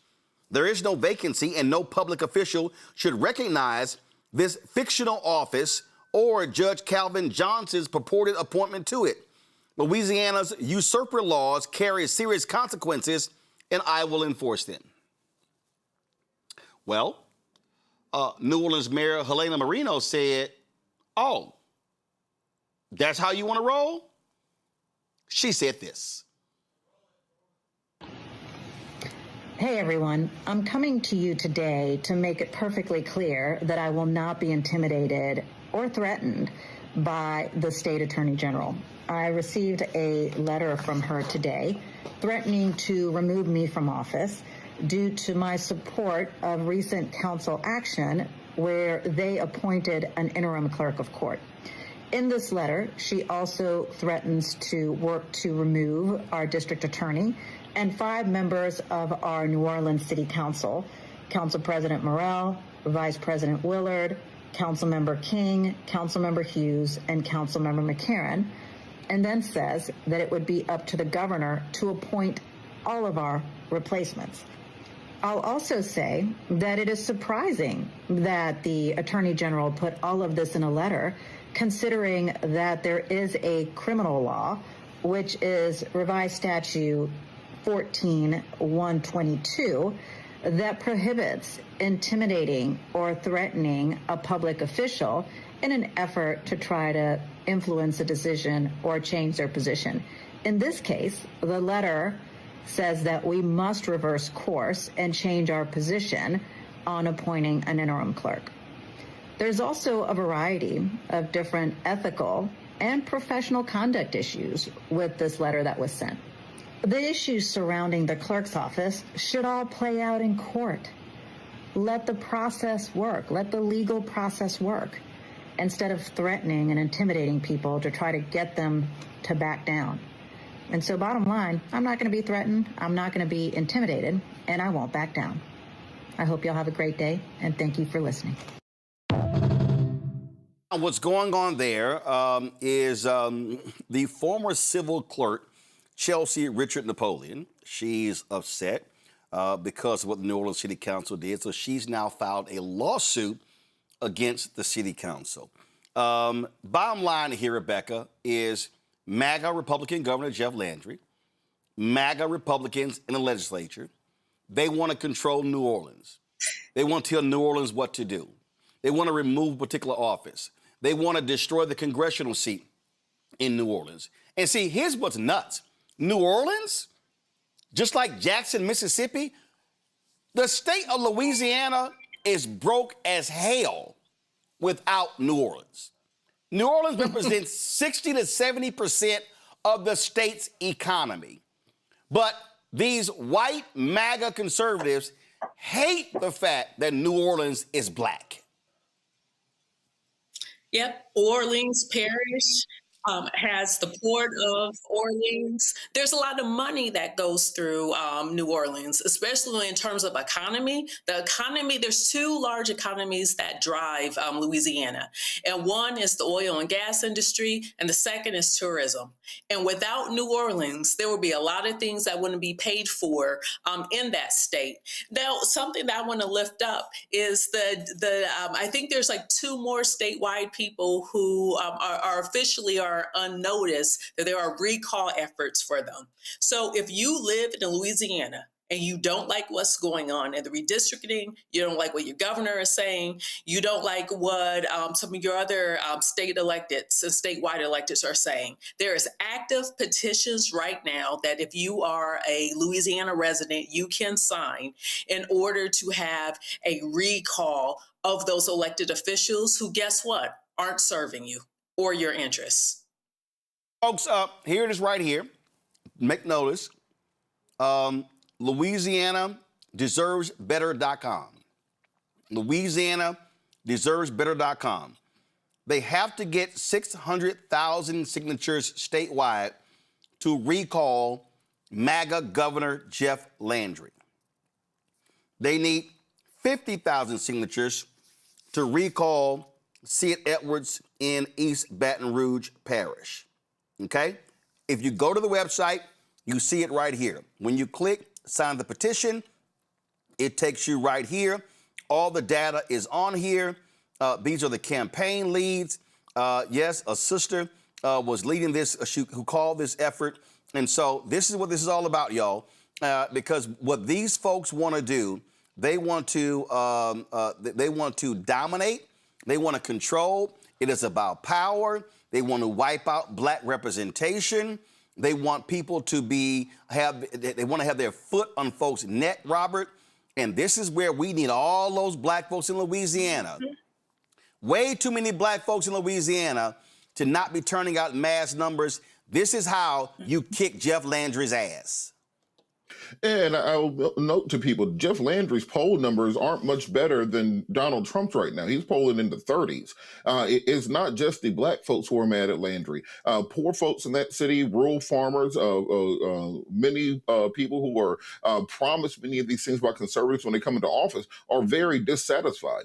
And it's not enough simply to recall the governor if you're going to have just his acolytes there also behind him. You have to change the entire legislative system. You have to make sure that, particularly in the Deep South, but African-American population numbers are continuing to increase as a percentage of state population. That if we vote our numbers, we win. It just comes down to that. It's a turnout game at this point in time. If we build the coalitions that are necessary, if we put together the type of groups that can go out and motivate particularly the young people, because I haven't seen young people this disenchanted with politics in probably the last 25 years of doing this and being involved in this work. That if you talk to Gen Zers, if you talk to Gen Alphas, you have to remember that if you're 18 now, you've been living through Donald Trump since you were 8 years old.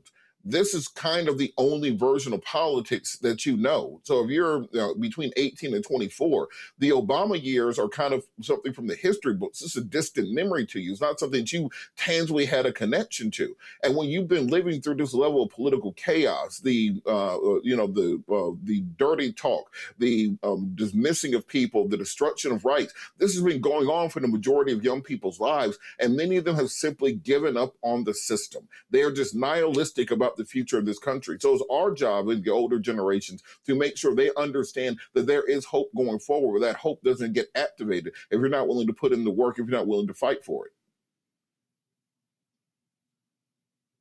This is the response. This is the response from those New Orleans City Council members. Listen to this here.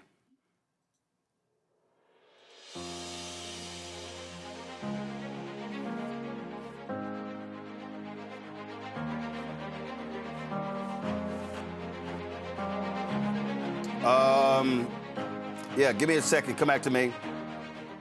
This is from the New Orleans City Council website, so their music is playing, not the other audio. Let me see if audio plays is playing on this. Give me 1 second on this other video. Give me 1 second. So I was playing the audio from the New Orleans City Council. So they have the music up, but not the members. Give me 1 second. New Orleans City Council.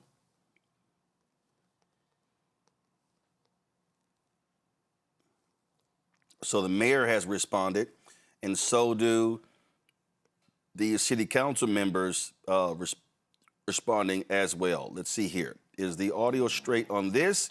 Should I hear the speakers?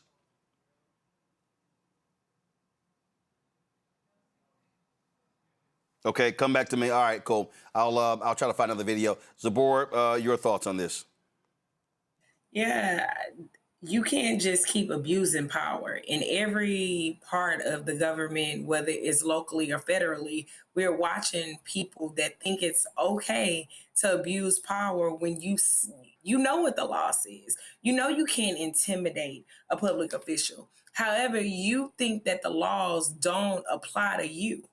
And this is why our responsibility as voters, we have to know that we have to vote these people out. We have to go to their offices. We have to hold them accountable.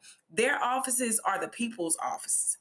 Their responsibility is to us as voters. And we can't allow them to keep doing things that is not really considering their constituents. How do you threaten someone, and how do you act like that New Orleans don't have the economic power that it does have? You can't keep overstepping and stepping out of place and think that we as voters are not going to hold you accountable. That can't continue to happen. We have to know that there is a criminal liability, and by the full extent of the law, we're going to hold these people accountable.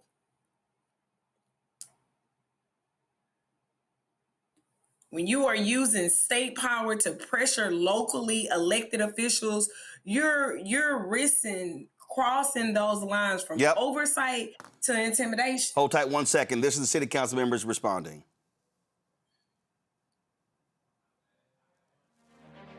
All right, not sure what's going on with the audio here, and so we'll try to get this straight. I'm going to send this to the control room for y'all to be able to grab. Let's get one more go. Nope. All right, so not sure what's going on with it. I'm playing it directly from Twitter, so not sure why that audio is not playing.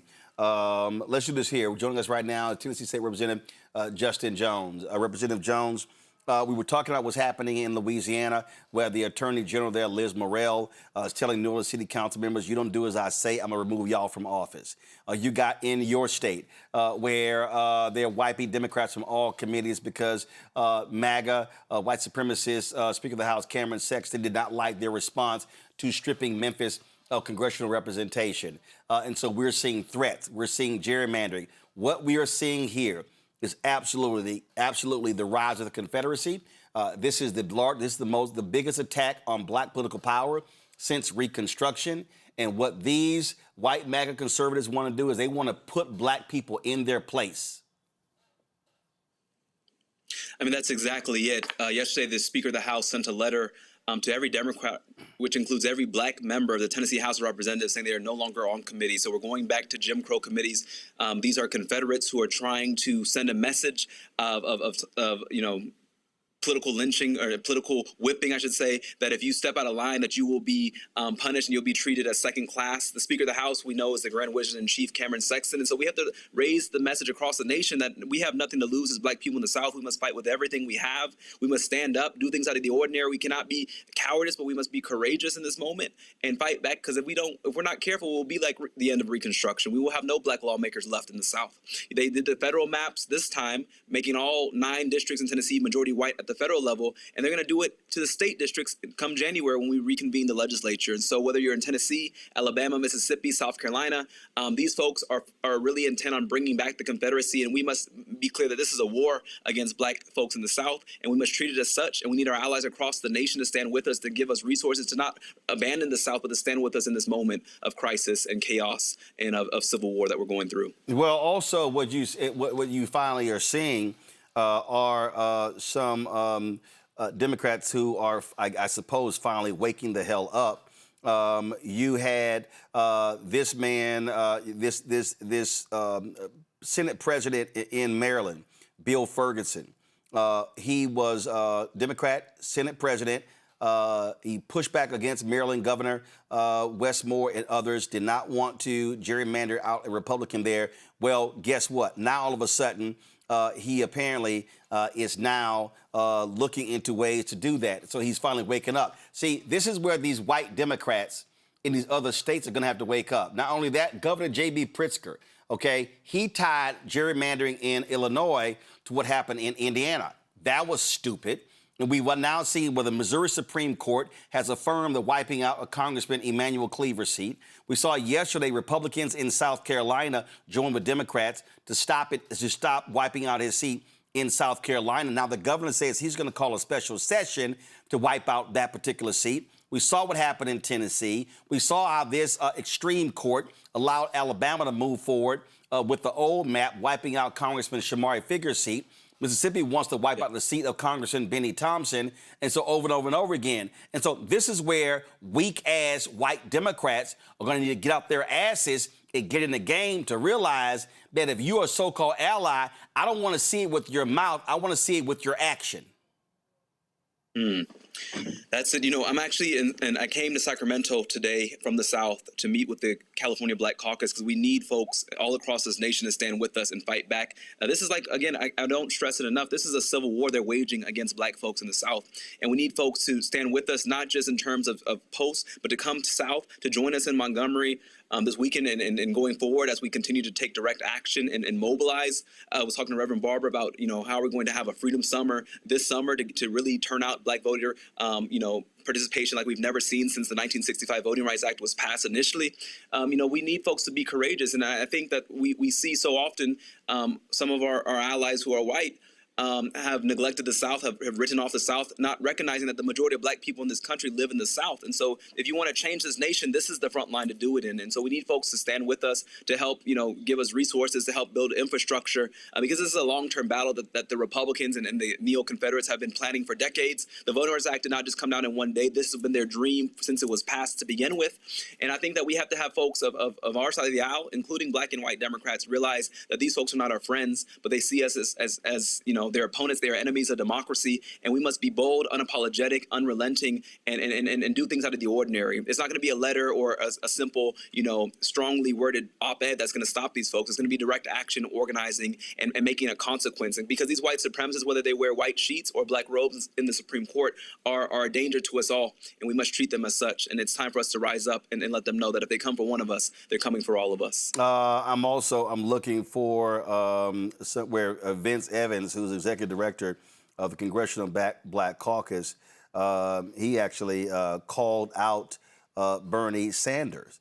And he said, here you are, the Supreme Court decision that's impacting black voters. And he's like, okay, Bernie, where you at?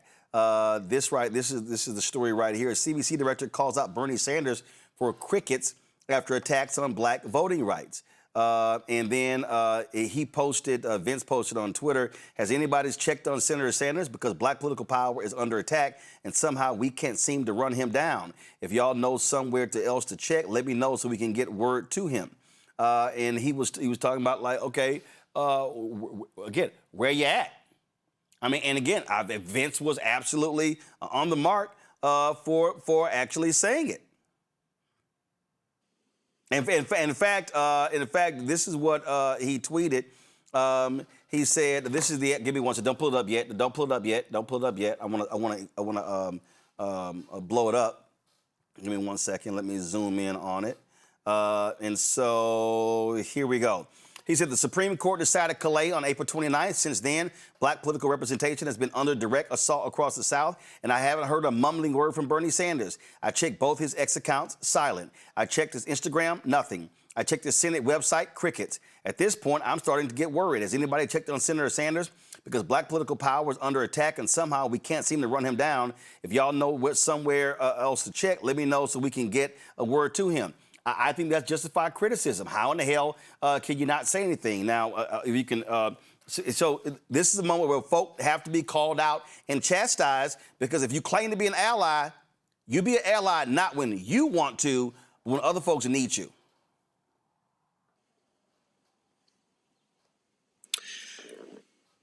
You know, one of the biggest things that we're seeing in this moment is that for so long, the Democratic Party has written off the South. And if you're not North Carolina or Georgia or what they call a swing state, you are treated as if you don't exist. So Alabama, Tennessee, Mississippi, Louisiana, these are states that they have neglected systemically for so long because they don't see them as politically expedient to change. But this is showing us that this has been a front line that we should be waging battle in, because the Republicans have been waging battle in them and have been strategizing to keep them voter suppressed. And so, I think it's on the whole entire Democratic Party to recognize the importance of the South, not just the states that they love to come to every 4 years as battleground states, but the states that are not red states but are oppressed states. Again, 1 in 5 black people in Tennessee cannot vote because of felony disenfranchisement. You know, we have the lowest voter turnout. You can use a gun permit to vote, but you can't use a student ID card to vote. This is designed intentionally to stop, to keep us in the system of Jim Crow and racial apartheid, because that's what it is.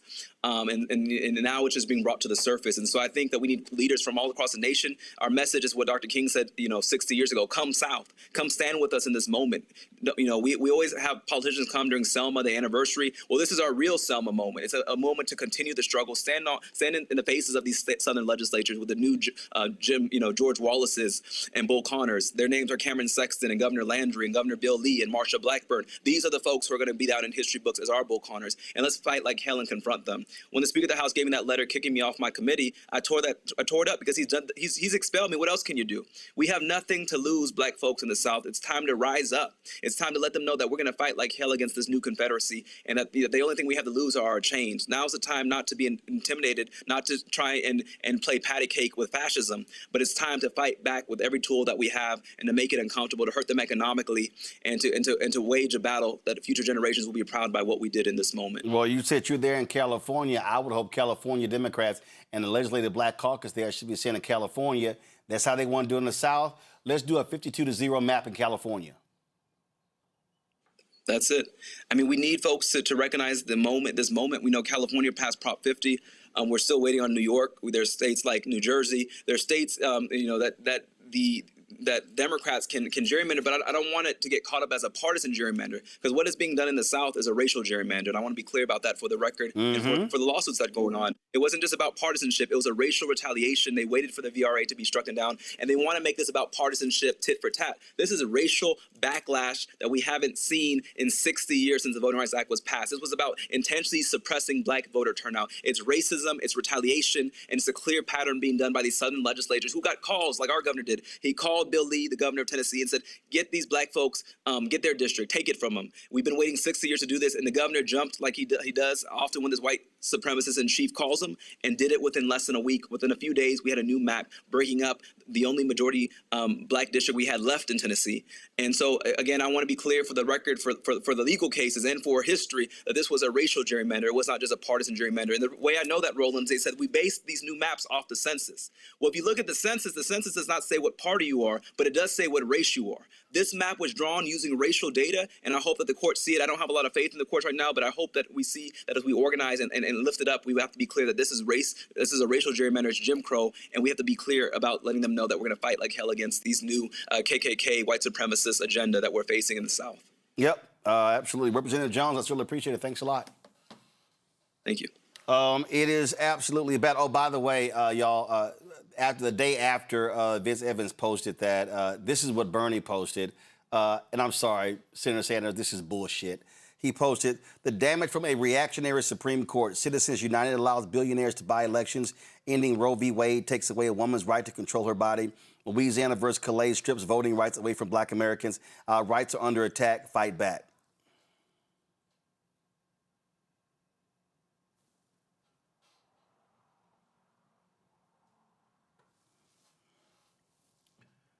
That's the best he can do, Rebecca?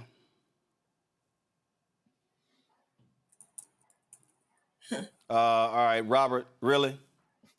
Well, this is the issue, Roland, and this isn't anything new.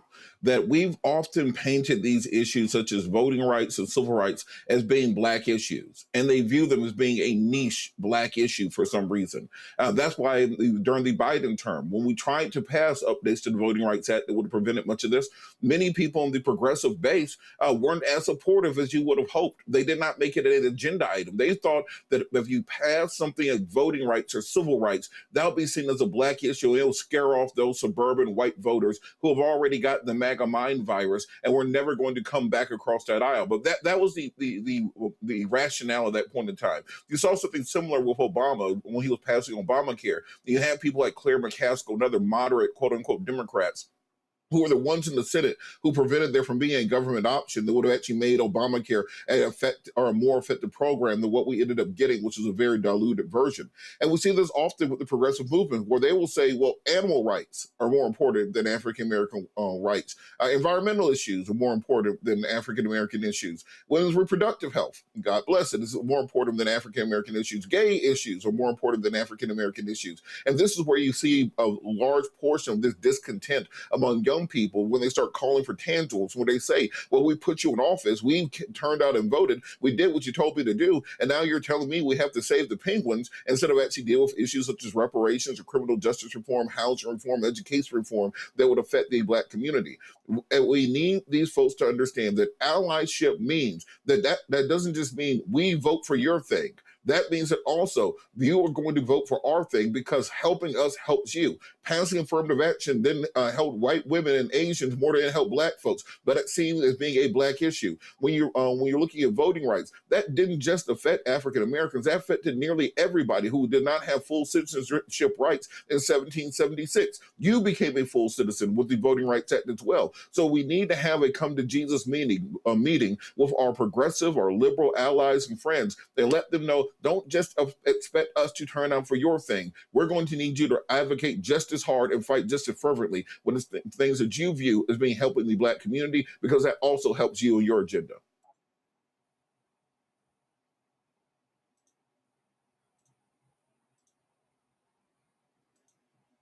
Should be put on notice when they're absent.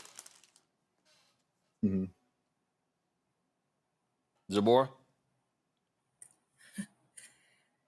Our power is so important, and the South is so important, and making sure people understand that this is racial gerrymandering. Representative Jones, every time I hear him talk, he says stuff that's so positive, so impactful. And because he's so young, I hope that young people hear what he's saying. Like, the Democratic Party keep writing us off. They keep not recognizing what our needs are. They keep not taking our vote for granted. They keep taking our vote for granted, right? So, like, what do we do to hold these people accountable? How do we show up in these offices and really make them hear us when we walk in there and we're giving them strategies to get to our communities? And if we can't change that room, we got to change our communities. We got to go to the churches. Yep. We got to get to the grandmothers. We got to do what it takes, because we can't keep asking for support. We got to take over. Yep. Indeed, indeed. All right, folks, time for Black Star Network headlines with Brittany Noble. On Tuesday, the Missouri Supreme Court unanimously upheld the congressional map that targets Democratic Representative Emanuel Cleaver's seats in Kansas City, Missouri. The ruling represents yet another setback for Democrats who have encountered numerous problems, redistricting challenges across the country in recent days. The new Missouri map created by Republican lawmakers last year redraws the state's 8 congressional districts, making Cleaver's seat more competitive for Republicans. And although a local group called People Not Politicians has submitted signatures to allow voters to weigh in on the new maps, the Supreme Court's decision ensures that the maps will remain in effect for this year's midterm elections. An Alabama construction worker is suing the Department of Homeland Security after being arrested 3 times by federal immigration agents despite being a U.S. citizen. Court records indicate that Leo Garcia Venegas was shackled and detained by federal immigration officers for a 3rd time earlier this month. He claims that on the morning of May 2nd, while he was parking in front of his house in Silver Hill, an unmarked SUV blocked his vehicle, and he alleges that before he could show his Alabama-issued real ID, ICE agents pulled him out of the truck he was driving and handcuffed him. Now, he is the lead plaintiff in a class action lawsuit challenging the immigration enforcement policies of the Department of Homeland Security. He was previously detained twice in 2025 during a raid on private construction sites where he was working, even though he possessed a real ID that identified him as a U.S. citizen. A DHS official stated in declaration filed in his lawsuit last year that real ID can be unreliable for confirming U.S. citizenship. Louisiana State Police have reached a tentative settlement, a $4.85 million settlement with the daughter of a Black motorist who died during a 2019 arrest involving officers. Ronald Green was fatally shot with a stun gun, punched, and also dragged during a traffic stop in Monroe that happened on May 10th in 2019. State police arrested the 49-year-old unarmed Black man following a high-speed chase. Now, the settlement agreement was reached during mediation, which concluded on Tuesday evening and is still subject to state legislative approval. Body camera footage released in 2021 showed troopers surrounding Green and shocking him with the stun guns even before he could exit the car, despite him raising his hands and pleading for mercy. One officer wrestled Green to the ground, put him in a chokehold, and punched him in the face. At least 6 white troopers were involved in the arrest, and 5 of them were criminally charged. None of the officers received jail time. Master Trooper Corey York faced the most serious charges, including negligent homicide. He reached a plea deal in October of 2024, resulting in a 6-month suspension, supervised probation, and a $1,000 fine. The settlement would end a federal wrongful death lawsuit filed by the family of Green.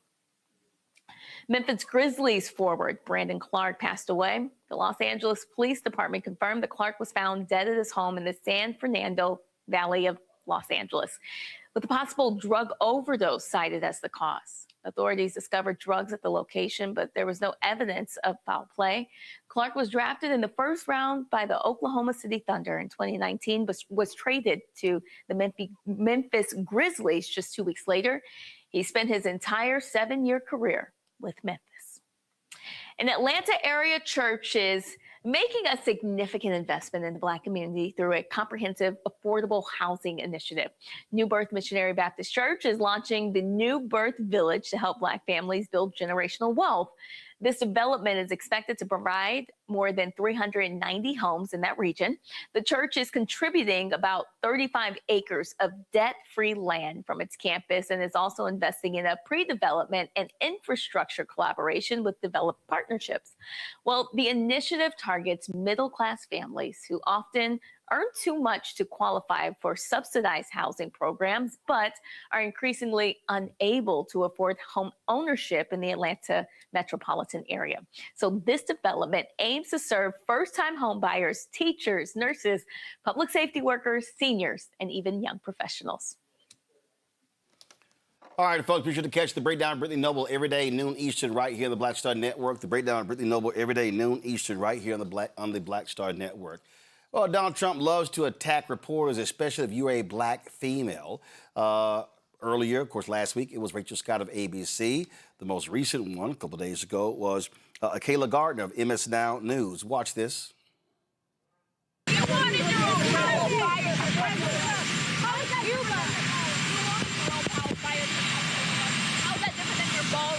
So what happened is we have a ballroom that's under budget.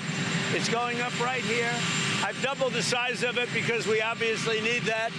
And we're right now on budget, under budget, and ahead of schedule. I doubled the size of it, you dumb person. Double the size. You are not a smart person. Right over here. Wait a minute. Right over here. And based on a lot of things that have happened over the last year, we doubled the size of the ballroom. So we're going to have a ballroom that's appropriate for the White House. We doubled the size. The ballroom now is ahead of schedule, and it's a little bit under budget, depending on the finishes that we use. Dumb, not a smart person. This is what he does, Rebecca. He calls them stupid. And these people on the right, actually, I'm going to go to Zabor first. These people on the right, they love to sit here and, well, you know, Biden, he called Peter Doocy a dumb son of a bitch. Well, he was not lying. He's right. But Donald Trump, even the first time, attacked reporters, attacked them while he was running, and they dismissed this. He is an absolute imbecile. He's been an imbecile. He's going to stay an imbecile. This is a pattern of behavior. He has a lack of respect for everybody. You know, he doesn't think about how his actions impact anybody else. He don't care about how his actions impact anybody else. This isn't an isolated incident. He has a very low emotional IQ. He just has no emotional regulation.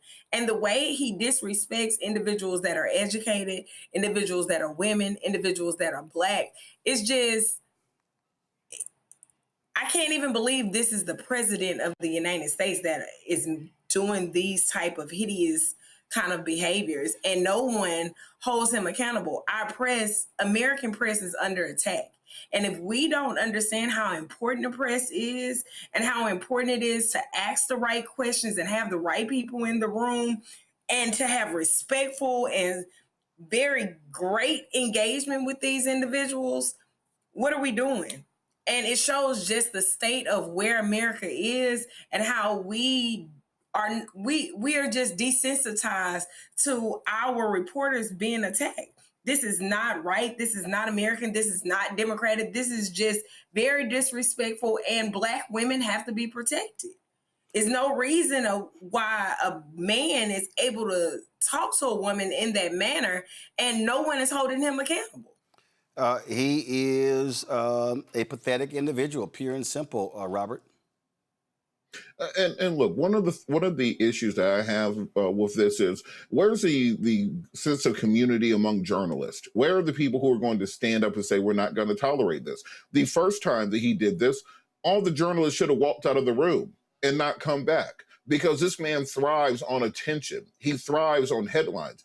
There was an analysis done within the last couple of weeks saying that currently Donald Trump is the most famous person on the face of the earth. You can go to a village in the middle of Uganda. They know who Donald Trump is. You can go to the Amazon rainforest. They know who Donald Trump is. He needs that to fill his narcissistic ambitions. So if he's going to be talking to your coworker in this way, or talk to someone in your profession this way, then starve him of that oxygen. He rose to power in 2016 because CNN and other networks would put a camera on his rallies and just play it for 3 hours straight in the middle of the day because it was free programming for him. He got $3.4 billion of free advertising during that election. So if you starve him of that attention, starve him of those views, starve him of the interviews that he so needs to simply survive, then he'll change his behavior. But right now, there are absolutely no consequences for his actions. And as I said earlier, remember, we have a whole generation now that has grown up with this for the majority of their formative years. You take on the personality of your president when you're growing up. If you grew up during the Clinton administration, you're kind of cool and laid back. If you grew up during the Reagan administration, you're a little bit crazy. But this generation growing up with Trump, they're going around talking to people like this in real life. Look at Nick Fuentes and the Groyper movement. They make their whole whole trade. Nick Fuentes said, I say the N-word almost every day. I never got in trouble until I started questioning Israel. If you look at Chud, the guy walking around black communities calling them the N-words and apes and stuff for online content, this is creeping into our American society and our American system. And when it's coming from the top, when it's coming from the most powerful man in the world, how do you tell your 16-year-old little brother, if you're somebody who's constantly online, don't act like that? And he can say, well, if I act like that, I'll become the president of the United States, a billionaire, and have a former porn star as a wife.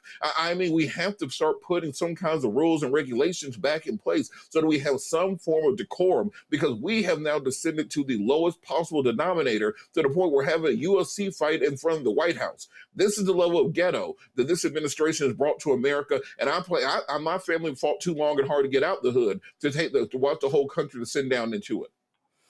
Absolutely, folks. Again, what we're dealing with, absolutely just insane. The craziness that we're having to deal with every day when it comes to these folks. All right, folks.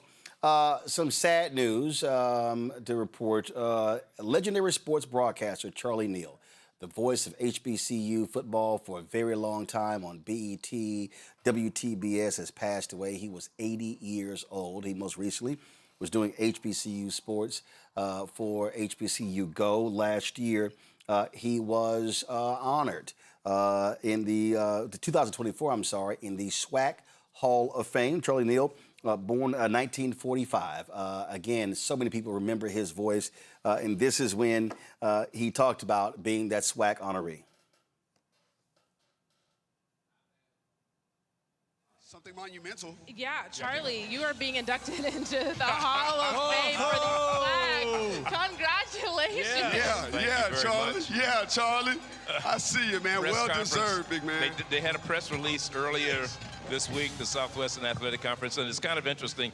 And of course, my career with HBCU started with Black Entertainment Television back in 1980. 44 years I've been doing this, and the SWAC was one of the teams of conferences that we were very much in bed with at the beginning. Joe Johnson, the president of Grambling State University, was a big proponent of what BET was doing at the time, and I'm just fortunate and grateful that I'm able to sit here 44 years later with you guys and do this. Thank you so much.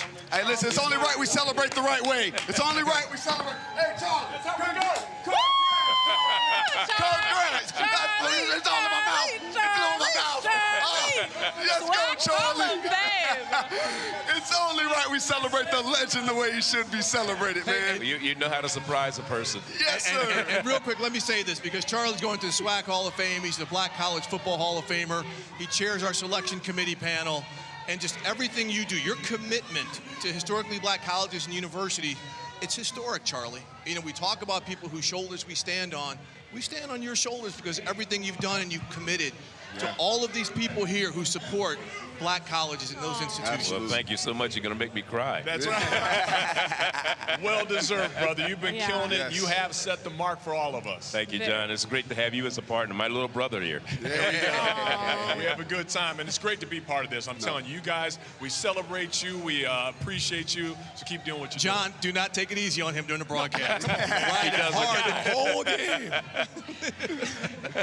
Thank you so much for joining us, guys, and good luck. Real quick, can you name off the other Hall of Famers that are joining you for the SWAC? Yes, well, two of them, Pete Richardson.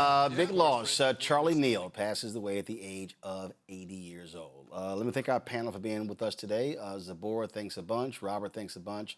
Rebecca, I appreciate it as well. Thanks a bunch. Folks, tomorrow we are going to be in Middletown, Connecticut, broadcasting there for our School Choice is the Black Choice conversation with Dr. Steve Perry and his school there. We've been running the commercial. Let's run it again right now.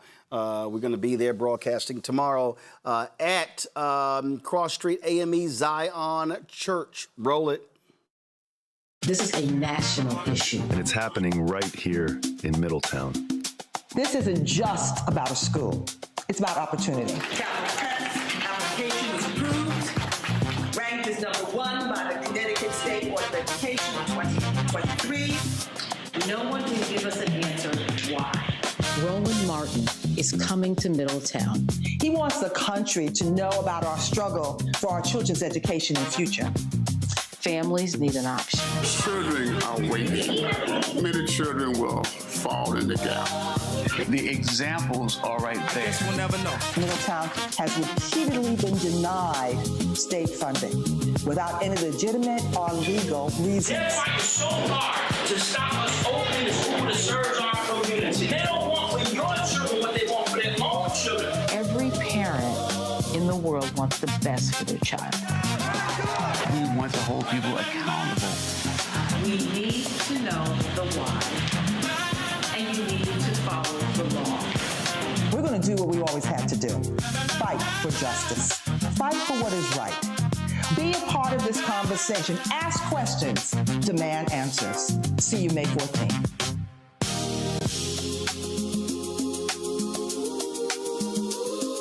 That's right, folks. I want to see y'all there tomorrow. Let's pack the church out. Friday, we'll leave Middletown, Connecticut, and go to Montgomery, Alabama. I'll be broadcasting outside of Dexter Avenue Baptist Church on Friday. And, of course, we'll be there for the massive rally, the National Day of Action for Voting Rights. All roads lead to the South. First of all, if you want more information, what you need to do is you need to go to All Roads Lead to the South. No, leave it up, please. Leave the graphic up. Go to allroadsleadtothesouth.com. Allroadsleadtothesouth.com. Lots of information there. Not only that, folks, you're going to see there are a number of people who are going to be holding events in other cities around the country. So we'll be there in Montgomery.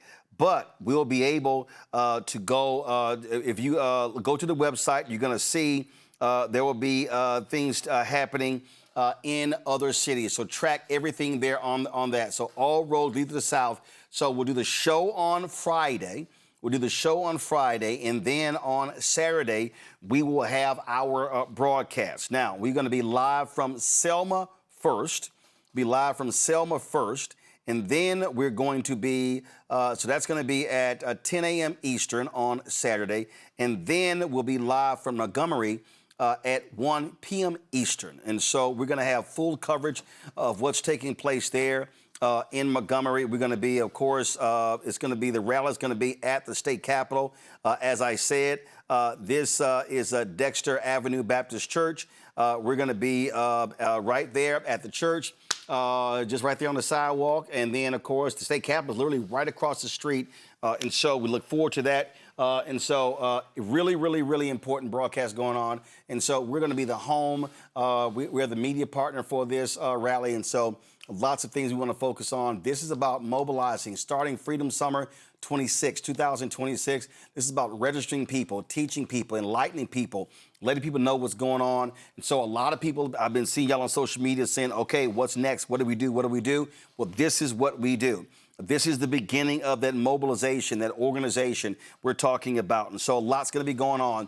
Don't forget, if you want to sign up for the training that Bishop William Barber and Repairs of the Breach is doing, go to blackstarnetwork.com. Y'all pull it up. Go to blackstarnetwork.com. You can click that, go right into there, click the link for you to sign up. The Black Men's Organizing Corp. And so, but guess what? Here's the deal. It's not just black men.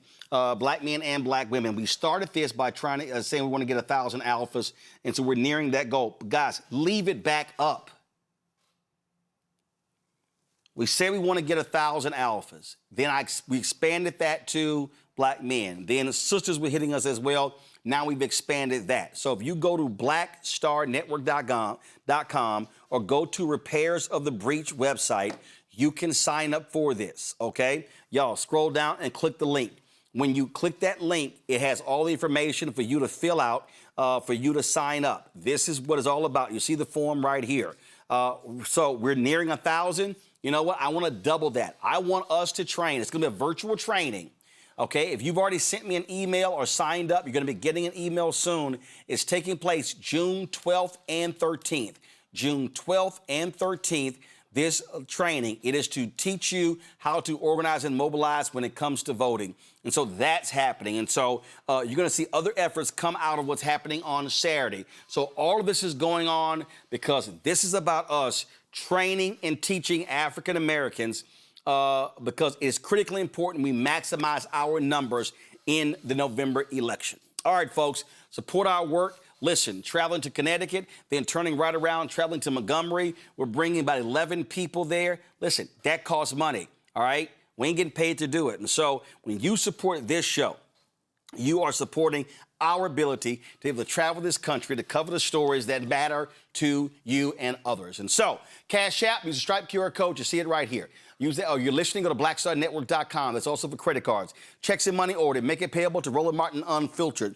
P.O. Box 57196, Washington, D.C. 20037-0196. Download the Black Star Network app. Apple phone, Android phone, Apple TV, Android TV, Roku, Amazon Fire TV, Xbox One, Samsung Smart TV.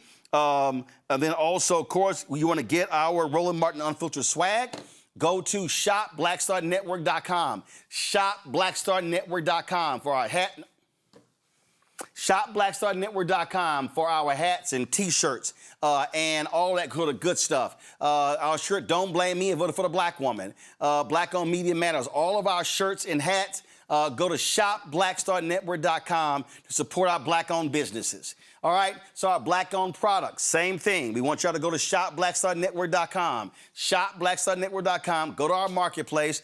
Yesterday, we, of course, had Melon Brand on the show, and so their products are on the website. And so all the products that you see in our studio, all these products are on on a shopblackstarnetwork.com. Y'all need to zoom that camera out. It's too tight. You need to see the full logo. Okay, that's how we do every single time. So we're going to put this Melon Brand up here. So again, get all these products you see right here.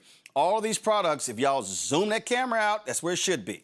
All these products are right here. Everything that you see right here, all these black-owned products are on shopblackstarnetwork.com. So support our black-owned businesses. Don't forget, download the app Fanbase. Follow me at Roland S. Martin. Get that app Fanbase. Download it today. Don't forget to support our Black Star Network shows. First up, Balanced Living with Reverend Dr. Jackie Hood Martin. Okay. These are all of our shows. Other Side of Change, new episodes every Monday. At Balanced Life, new episodes every Tuesday. The Breakdown with Brittany Noble every day. A Second Opinion with Dr. Ebony Jade Hilton every Thursday. The Black Table Talk with the Black Table with Dr. Greg Cars every Friday. And of course, Roland's Book Club drops every Friday. Folks, that's it. I'll see y'all tomorrow on the Roland Martin Unfiltered on the Black Star Network. Holla!